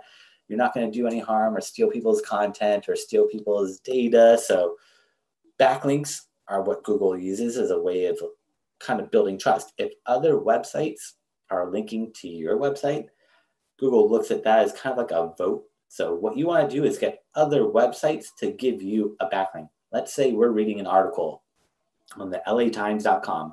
You're reading that article in the LA Times, and then you see a clickable link. And if you click on that link and it takes you to your website, then your website is getting a backlink from the latimes.com. So the more third-party sites that have clickable links that point to your website, the higher you're going to rank. Having links on your website that point to other people's websites is not the same. You need other people to give you backlinks. You need more backlinks that point to your website. Those are kind of like votes in essence. So it's like a popularity contest. The more websites that are linking to you, the more popular Google thinks you are, and the higher up you're going to rank. And backlinks are such an important integral piece of SEO. Like I tell people, SEO is like a puzzle. You have to have all the pieces together to really get the full effect. Some pieces are larger than others. Like these backlinks are a really big piece of the SEO. The content on your website is a really big piece of the SEO. All the other stuff is a tiny piece, like the website speed, the title tag, all the other stuff is important, but it's not as important as these things. And the backlinks, if you don't have backlinks, you're not going to be able to rank. Unfortunately, you need backlinks. So backlinks are a must. You have to have backlinks pointing from other websites to your website, which means it's an inbound link pointing inwards to you. And this really builds trust to Google, because Google does not trust you. So you need to get other people to link to you, which is tricky. Like how do you get other websites to give you a backlink? There's a lot of ways to do it, which I'll show you a few different ways, but it really is getting other websites to link to you. So here's a website. Let's just say this is latimes.com. You're reading this article on the latimes.com. You see that clickable link to Ivar's seafood chain. Click on that link, and that takes you to Ivar's seafood chain. Ivar's seafood chain is getting a backlink from the latimes.com. So the more clickable links that point to you, the better off you're going to be, or the higher you're going to rank. So there's a lot of different ways to build backlinks. I'm just going to show you a couple quick ways to build backlinks. If you want to come to that full day class, I do them every few weeks with General Assembly. It's 5 hours. It's really more in depth, and I show you a ton of different ways to build backlinks, what work, because not every backlink is treated equally, which I'll touch on in a minute. But for now, I want to show you the first way that I do, which is competitor analysis. Let's look at what your competition's doing, because if your competition's on that first page of Google, just like we looked at their keywords, we could look at all of their backlinks, see exactly what websites are linking out to them, and then one by one, I could go to those backlinks, try to reach out to them and see if I could get a backlink from that website as well. So competitor analysis, I'm going to go into Google and search for my keywords that I want to rank for and look at who shows up on that first page of Google. Because when we're doing competitor analysis, you have to really understand competition online and offline. Online competitors and offline is very different. If you're a restaurant and you have a lot of other restaurants nearby you, those are all competitors offline, but if they're not doing SEO, they're not competitors online. So we need to see who's on that first page of Google. That is who your competition is. So don't just make a list of competitors that are competitors. Make a list of people that are on the first page of Google. Even if they're not competitors of yours, if they're on the first page of Google for your keywords, that is your competition. Even though they might not be doing anything like you, but if they have that rankings for those keywords, they are your competition. So I'm going to search in Google for my keywords. I'm going to keep searching over and over again and make a list of who shows up consistently, which websites show up consistently. And just because they showed up there once or twice, I'm not going to really make note of them. I want to see them showing up multiple times. Because if they just showed up there once, they might have got lucky. It might be a fluke with Google's algorithm. But if they're showing up there consistently, that is definitely your competition. And we want to make note of who they are and analyze their backlinks. So I want to also prioritize them and say, so I'll separate those websites, the competitors, and say, here's medium, small competitors, medium-sized, and large competitors. That way I can really look down and say, all right, am I a medium-sized business? Let me target the medium-sized competitors. If I'm a small business, I'm not going to try to go after the medium-sized competitors because it's going to be too tough. Eventually you can, but you have to really place yourself. If you're a new business, you want to target others that are similar in size with you. You don't want to just try to jump ahead. It's going to be really tough. I mean, you can eventually in the long run, but in the short run, you want to target other people that are similar in size to you. And then we're going to use these different tools to check the backlinks. So there's Ahrefs, Ahrefs, Moz, SEMrush. There's a lot of different tools out there. Majestic, Site Explorer. There's a ton of different tools out there. You really just need to pick one and use it. They're all going to be paid. They're not free. Some of them do free trials. So if you want to do a free trial, you could sign up for the free trial. That's why I tell people, do all this analysis initially. Like make a list of all your competitors. That way, if you do buy one of these tools or use it for a free trial, you can do all the keyword research in a couple of days, download the reports, and then cancel it. Or you buy the tool for 1 month and do all the keyword research and then, or backlink research, and then cancel it.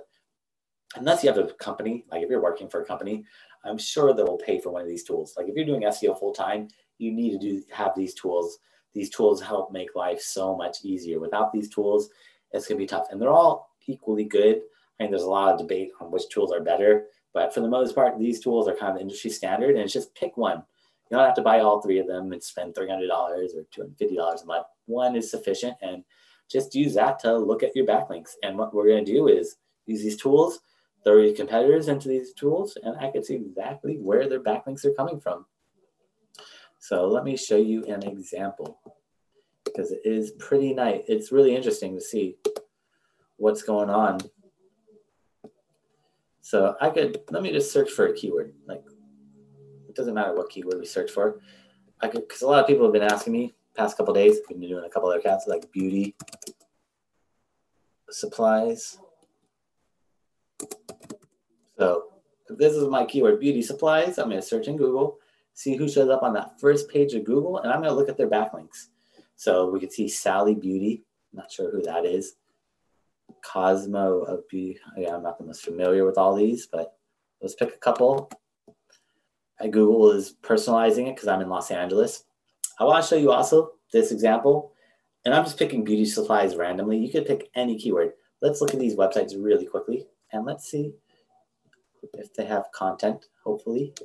I don't want to be proven wrong, but all right. So Sally, I'm not sure if this is a big company. Doesn't look like she has much content on her web page. So if Sally is a big corporation or a big company, they don't really need to put that content. So maybe not the best example, but here, this one, Cosmo Proof. See down here, they put this text, even view more. So they have a view more with even more content. This is why they're number 2. Sally Beauty is probably just a bigger company, but look at how much text this website has. Then let's go to this one. This was number 3 on Google. Not sure who these people are. So down here, you can see, here's that block of text. 400 words is what I kind of say is a standard, but it just depends. If your competitors have 300 words, then you need to write 400 words. If they have 200 words, you need to write 300 words. You just want to write more content than they have. If they have, like this one has like, it looks like, I'm not sure how much this is, probably like 800 words. So I might have to write 900 words. So it's not really 400 words is just kind of the guideline. It's like the average, but it just depends how much content these other ones. Sally, I'm not sure who she is or what company she is. She might be a bigger brand. That's why she's getting more preference and doesn't have to have that content. But let me take these websites and throw it into Ahrefs, the Ahrefs tool, and we can see their backlinks and see how many backlinks they have. Because if they're on that first page of Google, they're going to have a lot of backlinks. There's no way they're going to have 0 backlinks. They're all going to have a good amount of backlinks. So let's check out Sally's first, just because she was on number 1. Let's see how many backlinks this website has. So in here, there is going to be a lot of stuff in this tool. I don't want to go over all of it because there is a lot, but you could see Sally Beauty looks like it's a big company because I think they're going to have hundreds of thousands of backlinks. They have one. Okay, yeah, this is a big company. So at the very beginning, I said big companies, they don't need to have that content. Small, medium-sized companies need content. So they have 1.1 million backlinks. So this is a bad example to look at because this is a huge company.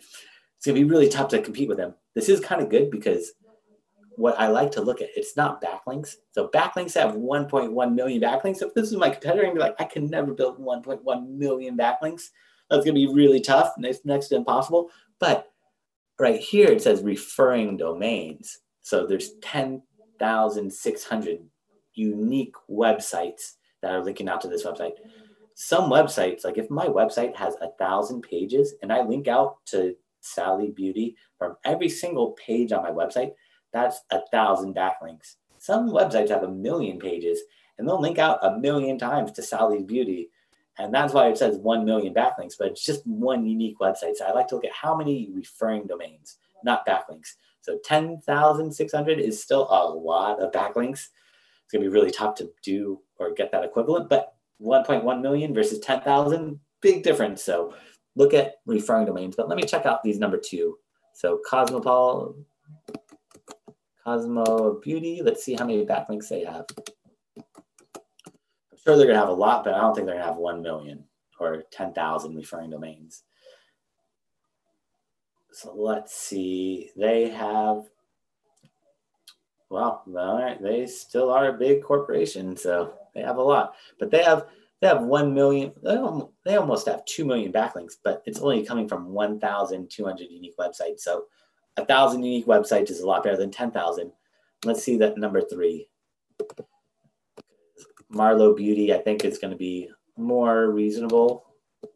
I think this one is also Cosmo Proof might be a big company as well. And I'm not the most familiar with this industry, but let's see. So Marlo Beauty seems a lot more reasonable. I could see that. They have 485 backlinks. This is obtainable. This, you can see they have 4,900 backlinks, but 485 unique websites, which is what I care about, is how many unique websites. So I could click here, and if this is my competitor, I can see exactly where their backlinks came from, what pages are linking out to them, and then one by one, I can reach out to all these websites, because if this is working for this company, it's definitely going to work for me. I just need to get these backlinks. So here is this tool. I could see right here all their backlinks. I could sort it by this tool by their arbitrary ranking factors. So I could sort it by the best websites. Like the bigger the website, the more SEO value it's going to pass on. The smaller the website, the less SEO value. Like a backlink from like Wikipedia is going to be a lot more powerful than a backlink from my website. My website has a lot of SEO value, but it's not the same equivalent as like a Wikipedia or an Amazon or Huffington Post. So the bigger the website, the more SEO value is going to pass on. But you can start seeing like, here's where they're getting their backlinks, like MapQuest. So I could see MapQuest. They just probably went to MapQuest, created a listing on MapQuest, and that's how they got in there. So if this is my competitor, I would just go onto MapQuest, add my business to MapQuest, and then I'm going to get a clickable link that points to my website. And here is their MapQuest page when it loads. And somewhere on this page, it's going to say website, and it's going to be a clickable link that points to their website. Let me see. I'm not sure. I'm not sure where it is on here, but somewhere on this page is a website. I don't want to spend too much time trying to look for it because this is where the SEO, you got to become like a detective and try to figure out where on this page is this backlink. But let's look at a couple other ones. So company.com. Let's see how they got this backlink from company.com. So if this is my competitor and I see that they have this backlink, I'm going to try to figure out how can I get this backlink as well. So let's see.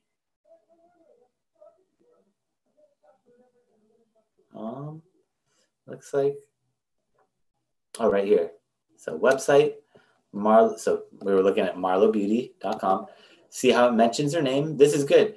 If it just mentions your name, that doesn't help out. You need to make sure that if you click on this, it takes you to your website.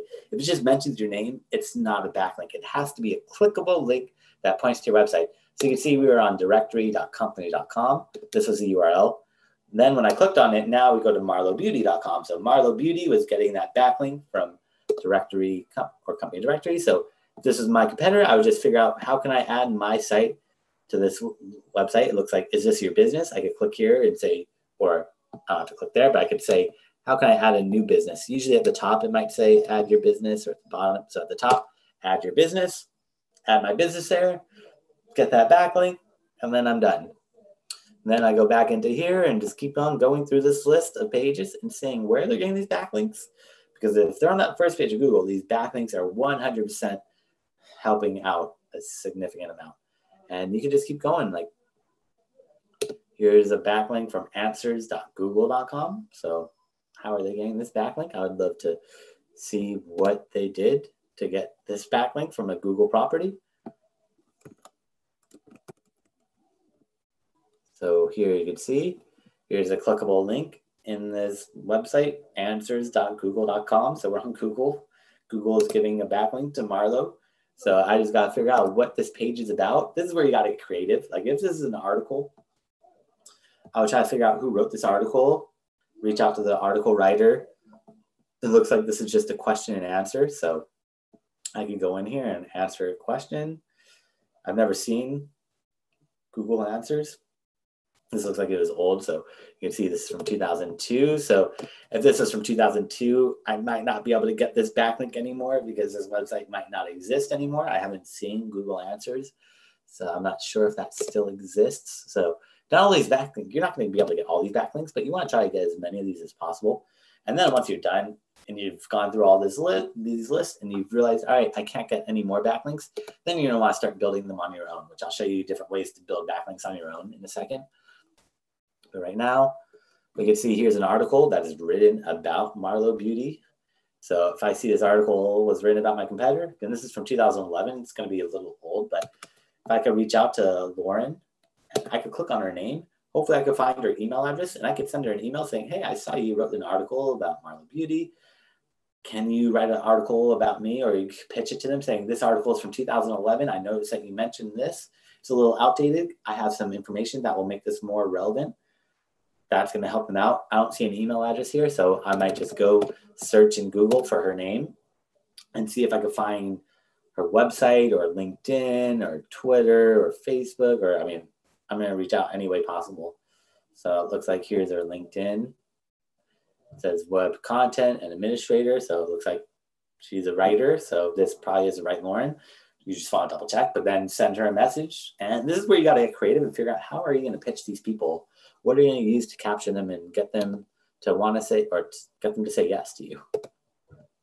So competitor analysis, using these tools, I could stay there all day long looking at all those backlinks. 400 backlinks is a lot to go through.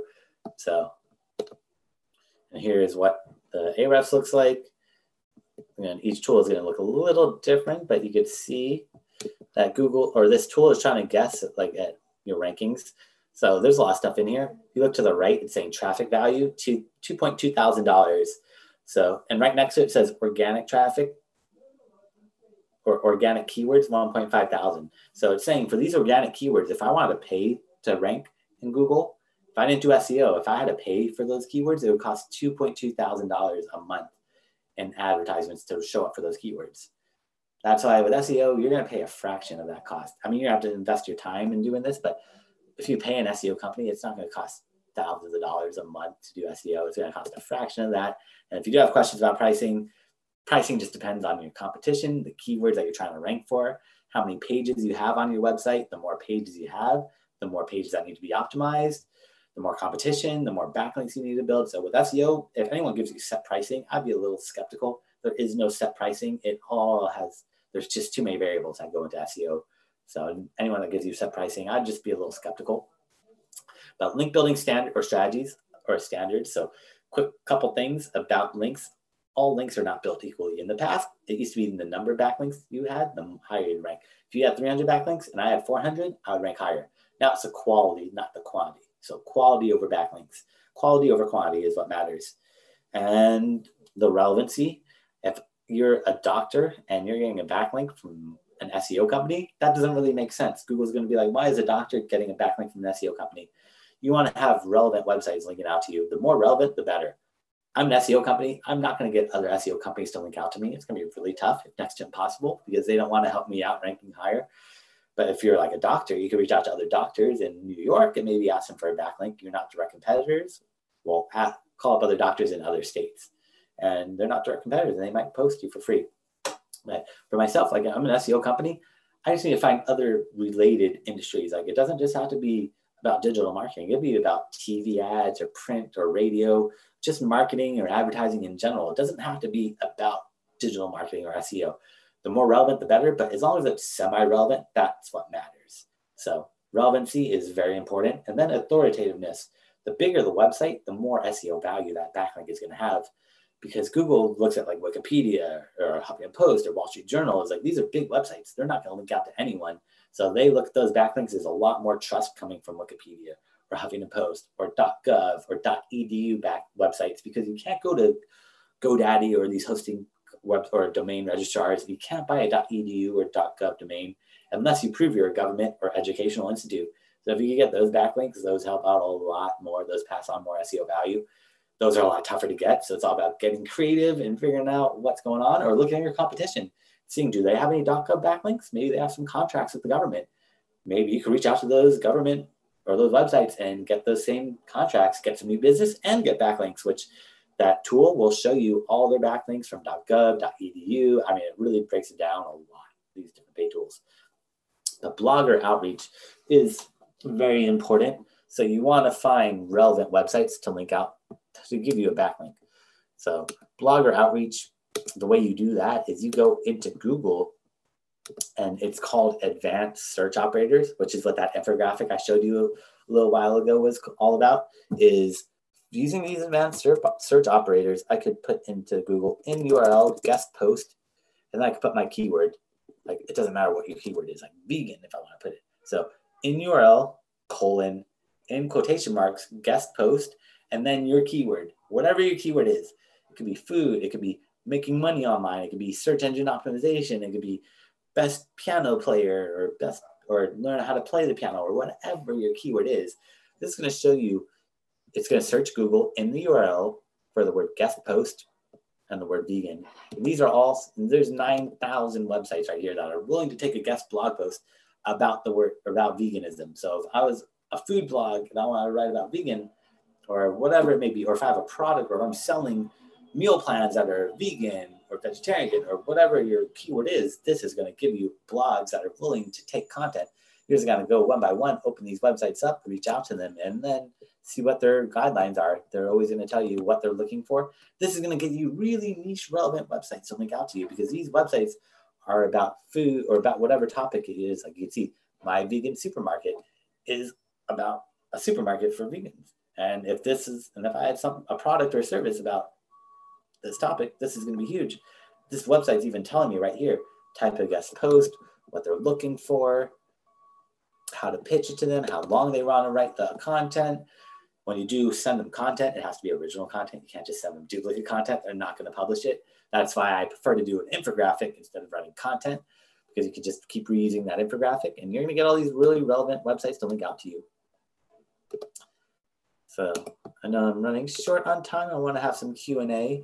So let me just get through a couple more slides and then we'll do some Q&A. So Google Analytics, want to quickly talk about analytics. You got to track everything. The more you track, the more you're going to learn about your audience, where your traffic's coming from, what pages they come on, what pages they leave on. If they're on mobile versus desktop, if they're using the iPhone 7, the iPhone 11, if they're in, it tells you so much information, too much information. So I'm going to speak with I've been speaking with the General Assembly, and I think we're going to do a Google Analytics class in a couple weeks.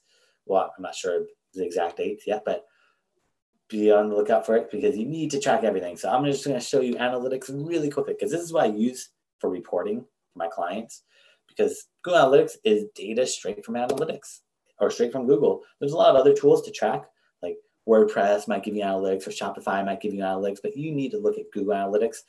It's going to show you a wealth of information. It's going to show you too much information. It's going to be overload of information, which is not a bad sign.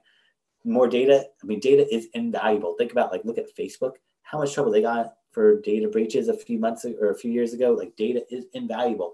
Even if you're getting 1 or 2 visitors a day to your website, that's still data. That's still traffic that you want to use to make informed decisions. So in analytics, on this left-hand side, you can click on all these different things. There's a lot of stuff here. The place I look consistently is acquisition, all traffic, source medium. This is going to show me where my traffic is coming from. If it's come from Google, from Facebook, from Twitter, from Instagram, from Pinterest, from wherever. And this is going to show you all that information. So in here, there's a lot of stuff. I don't want to talk about everything right now. In the upcoming class I will, but the top right, you can change the date range. So you can change the date range. If you're only getting a couple visitors to your website, I would look at maybe 6 months, or the more data, the more statistically accurate it'll be. This website gets 100 visitors or a couple hundred visitors a day. So we only look that far back. But once I scroll down, I can see exactly where the traffic is coming from. So acquisition, all traffic, source medium. Now I can see where my traffic is coming from. It's coming from Google, brought in 83% of the traffic. Direct, T.co is Twitter's URL shortener. But then we could go down to Bing, brought in 0.29% of the traffic. Yahoo, 0.2%. DuckDuckGo is that newer one that I was talking about, brought in 0.11%. Not that much traffic, but I really want to look at what's called the bounce rate. There's a lot of stuff in here. I don't have time to go over all this stuff, but bounce rate, how many people have come to this website and left immediately? 60% of the people that came to this website left immediately. Either the website loads too slowly, they didn't find what they were looking for, they got distracted. There's a lot of things that could go into this bounce rate, but just be aware, 40 to 60% of your traffic on average will leave immediately. So you really need to optimize your website, more conversion rate optimization, and keep them on there. But this is where, if you're running ads on Facebook, they're not going to tell you this information. They're going to tell you, we got you 5,000 visitors to your website, but what happened after they left Facebook? Like right here, I can see m.facebook, which is the mobile version of Facebook, number 10, got me 11 visitors, but 100% of them left immediately. If I was running ads, I would not know that. I'm not running ads, so I'm not sure what's going on, why it's such a high bounce rate, but that might show me maybe Facebook, maybe social media is where my audience is at. Maybe they're really on Google, or maybe they're on another platform, but you're not going to know until you really dive in and start looking at analytics and seeing what's working, what's not working, and just learn all about your information. And I just want to show one other thing. So if I go back, well, at the top right, it says conversions. So I want to track sales, leads, conversions. That's the ultimate goal. How many sales am I getting? And I could sort it by sales. I could see Google last month brought 72 sales. Direct from other websites or people just typing directly your website in brought 23 sales. But if I go back to the past year, let me change the date range to 2019. Even though Twitter and Bing and Yahoo are so tiny, you'll see that in here. So Google brought 487 sales last year. But then we could start looking, Bing brought in 10 sales. I mean, that's not bad. Bing's not bringing in a lot, but still 10 sales is 10 sales. It's not a bad sign. So even though Bing and Yahoo and all the other ones aren't the biggest, they still help out. Or Yelp brought in 5 sales. So if you are advertising and spending money on Yelp, this is where you can really qualify, seeing what happens on your website. Are you getting sales? So there's a lot of information. I could go on and on about analytics. I don't want to keep spending more time on here, but definitely let me know, or we'll hopefully send some more information about some upcoming classes on Google Analytics, because it is so very important. And best practices, it's called black hat SEO and white hat SEO. So black hat SEO is tricking Google into like hiding the content on your website. Like if this is a website right here, if we put in font size 0.001, all in white text, all your keywords, that would be black hat SEO, tricking Google. White hat SEO is really doing it the right way, being ethical. If you go to read Google Webmaster Guidelines, they'll tell you what they're looking for in terms of white hat SEO versus black hat SEO. And just be aware, Google's going to really tell you not to do anything. You got to take it with a grain of salt. Google doesn't really want you to do SEO, so they want you to do ads. So with SEO, they really tell you don't do anything. People are naturally going to build backlinks, which is true if you're a big corporation. Like if you're Walmart or Amazon or Wikipedia, people are naturally going to build backlinks. But if you're a small, medium-sized company, you have to do some SEO. So it's more of like the gray hat area is what we're doing. Just don't do any black hat SEO. Black hat SEO will get you penalized and you'll drop off the rankings. Worst case scenario, you'll disappear completely off of Google. It works. So black hat SEO will work. It 100% works, but it's really short-lived. And once Google sees that you're tricking them or gaming the system, or one of your competitors sees you, you're just going to disappear completely. So never do black hat SEO. Always stick with white hat SEO. You never want to get penalized, because getting out of the penalty is going to be extremely difficult, if not almost nearly impossible. It takes a lot of time and effort to get out. Okay. Other than that, if you do want to get a copy of this presentation and 60 of my favorite tools besides Copyscape and other free tools that I use pretty much consistently for SEO, like Ahrefs and Moz and all these other ones, if you want to text the word SEO to the number 313131, I'll send everyone a copy of that. And we'll send everyone a copy of the video presentation as well, so you don't have to worry about all that. We'll be setting up follow-ups. But if you do want 60 of my favorite SEO tools plus this presentation, it's if you text the word SEO to the number 313131. And if you're in another country, don't worry, we'll still get you the content and the slides. You don't have to worry about texting it. I'm not sure if it'll work for other countries. I don't want you to spend a lot of money, but in the United States, if you want to text the word 31 SEO to 313131, happy to do that. And if you do want a website analysis, I do SEO full time. So if you want me to check out your website, my website is seooptimizers.com. If you go to seooptimizers.com/free, you can schedule some time with me if you do have a website, and then I could look at it from an SEO point of view, let you know what's missing, what needs to be added. And lastly, I do have on May 30th with General Assembly, I'm doing a 5-hour full day course. I know it seems a lot, but these are more smaller, intimate classes where it's more hands-on. I can really show you how to make a lot of these changes with 2 hours. I want to give you as much information as possible, kind of going over the more important things. But in general, I try to, or in the full day classes, I really dive into as much as I can.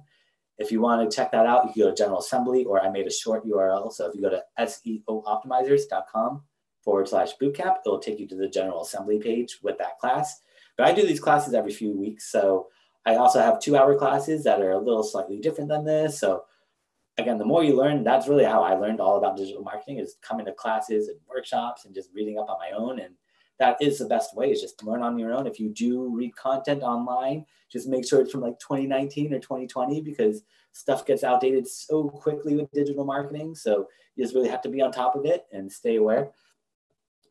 Other than that, I appreciate everybody for coming out, and I hopefully have some time to do some Q&A and can answer as many questions as possible, because I know there's probably a lot of questions in there. And if I don't get to all your questions, you can email me. I'll try to get through as many as possible right now. So Rachel, you want to help out and let me know what questions have been popping up or what's been going on? Because I'm sure there's a lot of stuff people are asking. Yeah, for sure. First of all, Brandon, great job. Thank you for your time. A lot of folks have been posting in just thanking you for sharing your knowledge. So just wanted to definitely say that. So as far as the questions, a few that came through quite a bit were around backlinking from social. So you had mentioned kind of in our first Q&A that Google doesn't really seem to be looking at social. So just wanted to have you kind of clarify what backlinking in regards to social looks like. A lot of the questions were, can we put links on our different social platforms pages and then have that backlink? Or what if we're partnering with someone, or an influencer is going to be linking to our site? Does that help? Does that count as backlinking? Yeah, so unfortunately, all backlinks are not treated equally, and Google does not like social media sites. Google is kind of at a war with these social media sites. Like, if you remember Google Plus that emerged a few years ago, Google is competing with Facebook and all these other social media platforms. So Facebook is like, we don't want you to look at anything we're doing. So Facebook blocks Google from everything. Twitter and Google have a partnership that they made a couple years ago. So there might be some SEO value, but really any backlink from social media is not going to help out at all. So I wouldn't even really, because anywhere where it's too easy, unfortunately, it's not going to count. Like Facebook, you just go to Facebook and you add your URL in there. It's not going to be the best. So social media, if you are working with influencers and doing influencer marketing, I would just make sure that if they post on Instagram, that's great, but you want them to write a blog post about you. If they have a blog, have them write a blog post about you and give you that clickable link. And that is going to be huge for SEO. That's going to really help out significantly. So just making sure, because if they don't do that, it's not, I mean, you might get followers from that influencer outreach campaign, but nowadays followers, you get 1,000 followers on Instagram. They're not all going to see your content. Instagram shows it to like 30 or 40% of your audience. Facebook shows it to 5% of your audience. So you really want, like, long-term SEO is going to be around social media. I love doing social media and help a lot of people out with social media, but social media is kind of short-lived. Like, Facebook is fading away, Instagram is popping up, TikTok and all the other ones are emerging. So it's really tough with social media. It is good short-term to drive traffic to your website from social, but it's not going to help out for SEO. It will get you traffic, but it's not going to help you rank higher in Google, unfortunately. Yeah, and just for extra clarification, because I'm seeing people post this right now, LinkedIn counts as social. Yes? Yeah, so LinkedIn, YouTube, all those sites, anywhere where it says enter your URL in there, it's not going to have that much value. Even the MapQuest or Yelp, all those ones, they have some SEO value. Like MapQuest is a directory, so Google looks at those sites, or Yelp, but that doesn't have that much SEO value because Google knows, again, you just create an account on Yelp, put your backlink there, and you get it. So the blogger outreach, which I showed you, going in URL, in colon, in quotation marks, putting guest post, that you have to do a lot of work. You're going to be cold emailing people, pitching them content. Those are the safest way to build backlinks in 2020. Those backlinks are the best. There's a lot of other strategies to build backlinks, which I go over in my other classes, but those don't have the same value as those blogger outreach ones. Those blogger outreach are going to give you really relevant backlinks from sites that probably most people have never seen. And it doesn't matter if those sites aren't that popular. As long as Google sees it coming from a relevant website, that's what matters most. It's going to help out the most. Great. Thank you so much. Another great question that came through was, how do you find out what people are actually typing into a search engine to land on your specific site? So to see, that is a great question, because it is awesome. Really interesting to look at what that is. And you need Google Search Console. So there's Google Analytics, which is a free tool from Google. That's going to show you everything about your traffic, but they don't show you anything about the keywords because they don't want you to know the keywords. Again, Google wants to make it tough for you to do SEO. In the past, like 5-6 years ago, Google Analytics would show you all the keywords, but Google it's called Google Search Console. So you have to sign up for Google Search Console, and that will show you all the keywords. So I could maybe do a quick screen share of Google Search Console and show you. In there is where you're going to see what you rank for. So to install Google Analytics, you have to sign up for Google Analytics. They're going to give you a little tracking code. Put that tracking code on your website. Same thing for Google Search Console. Once you get access, on the left-hand side, here is Search Console. On the left-hand side, it says Performance. If I click on Performance, then I could see my keywords that I'm ranking for. So I could see the query, which means the keyword, how many impressions, meaning how many people saw it, clicks means how many people actually clicked onto my website, click-through rate is just those divided, and then position. Position is an average, so it might say position 14 or 15. That means I might be number 1 today and or if we all search, we're all gonna get slightly different results. So if I search, I might be number 1 from when I search on my computer, but I might be number 30 when you're searching on your computer. So it just averages it out to 15. But Google Search Console, it's only gonna show you, I think, the top 1,000 keywords. It's not gonna show you all the keywords. Google doesn't want you to know everything, unfortunately, with SEO. So they don't tell you all that data. Hey, Brandon, is this a free tool? This is a free tool from Google. Very cool. So yeah, Keyword Planner is a free tool or the Google Search Console, sorry, is a free tool from Google. So I highly recommend everyone sign up for Google Analytics and Google Search Console. Google Search Console is more technical. There's going to show you like a lot of technical things in here, but it shows you the keywords that you're ranking for. So you can see there's like errors and all these things where if you see any errors, you can pass this on to your web developer, like speed. It's showing my website speed has some errors on mobile that I could fix. And this will tell you a lot of detailed information, which I go over in the full day class because right now there's a lot. There's not enough time to go into all this stuff, but I like to look on the left-hand side at search results and see what keywords I'm ranking for. Great. Thank you so much, Brandon. Guys, you asked a lot of really, really great questions. We had over 300 questions.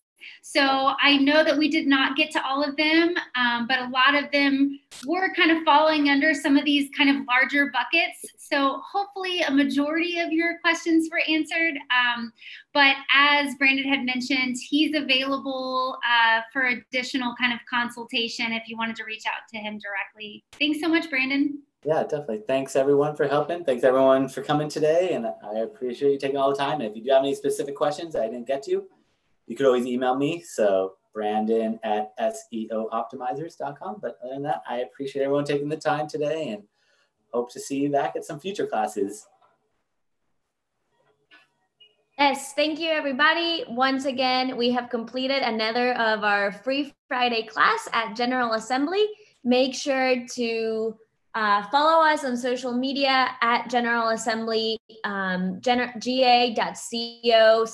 Friday survey. Please fill out, let us know what you're thinking. I know there's a ton of questions that you asked that we didn't get to. This will be the way for you to communicate with us and to show us and tell us and continue that we provide the content that you guys need the most. Also, how we can help you. We are eager to figure out how to help you transition into digital marketing or the tools that you want to hear more from. And of course, I'm going to repeat it again. You are going to get this recording. You are going to get the slide deck. You are going to get Brandon's information. So thank you so much, everybody, and have a wonderful Friday and happy weekend. Stay safe. Yeah. Thanks, everybody. Rachel, thank you so much as well for TAing. Yeah, thank you, Rachel.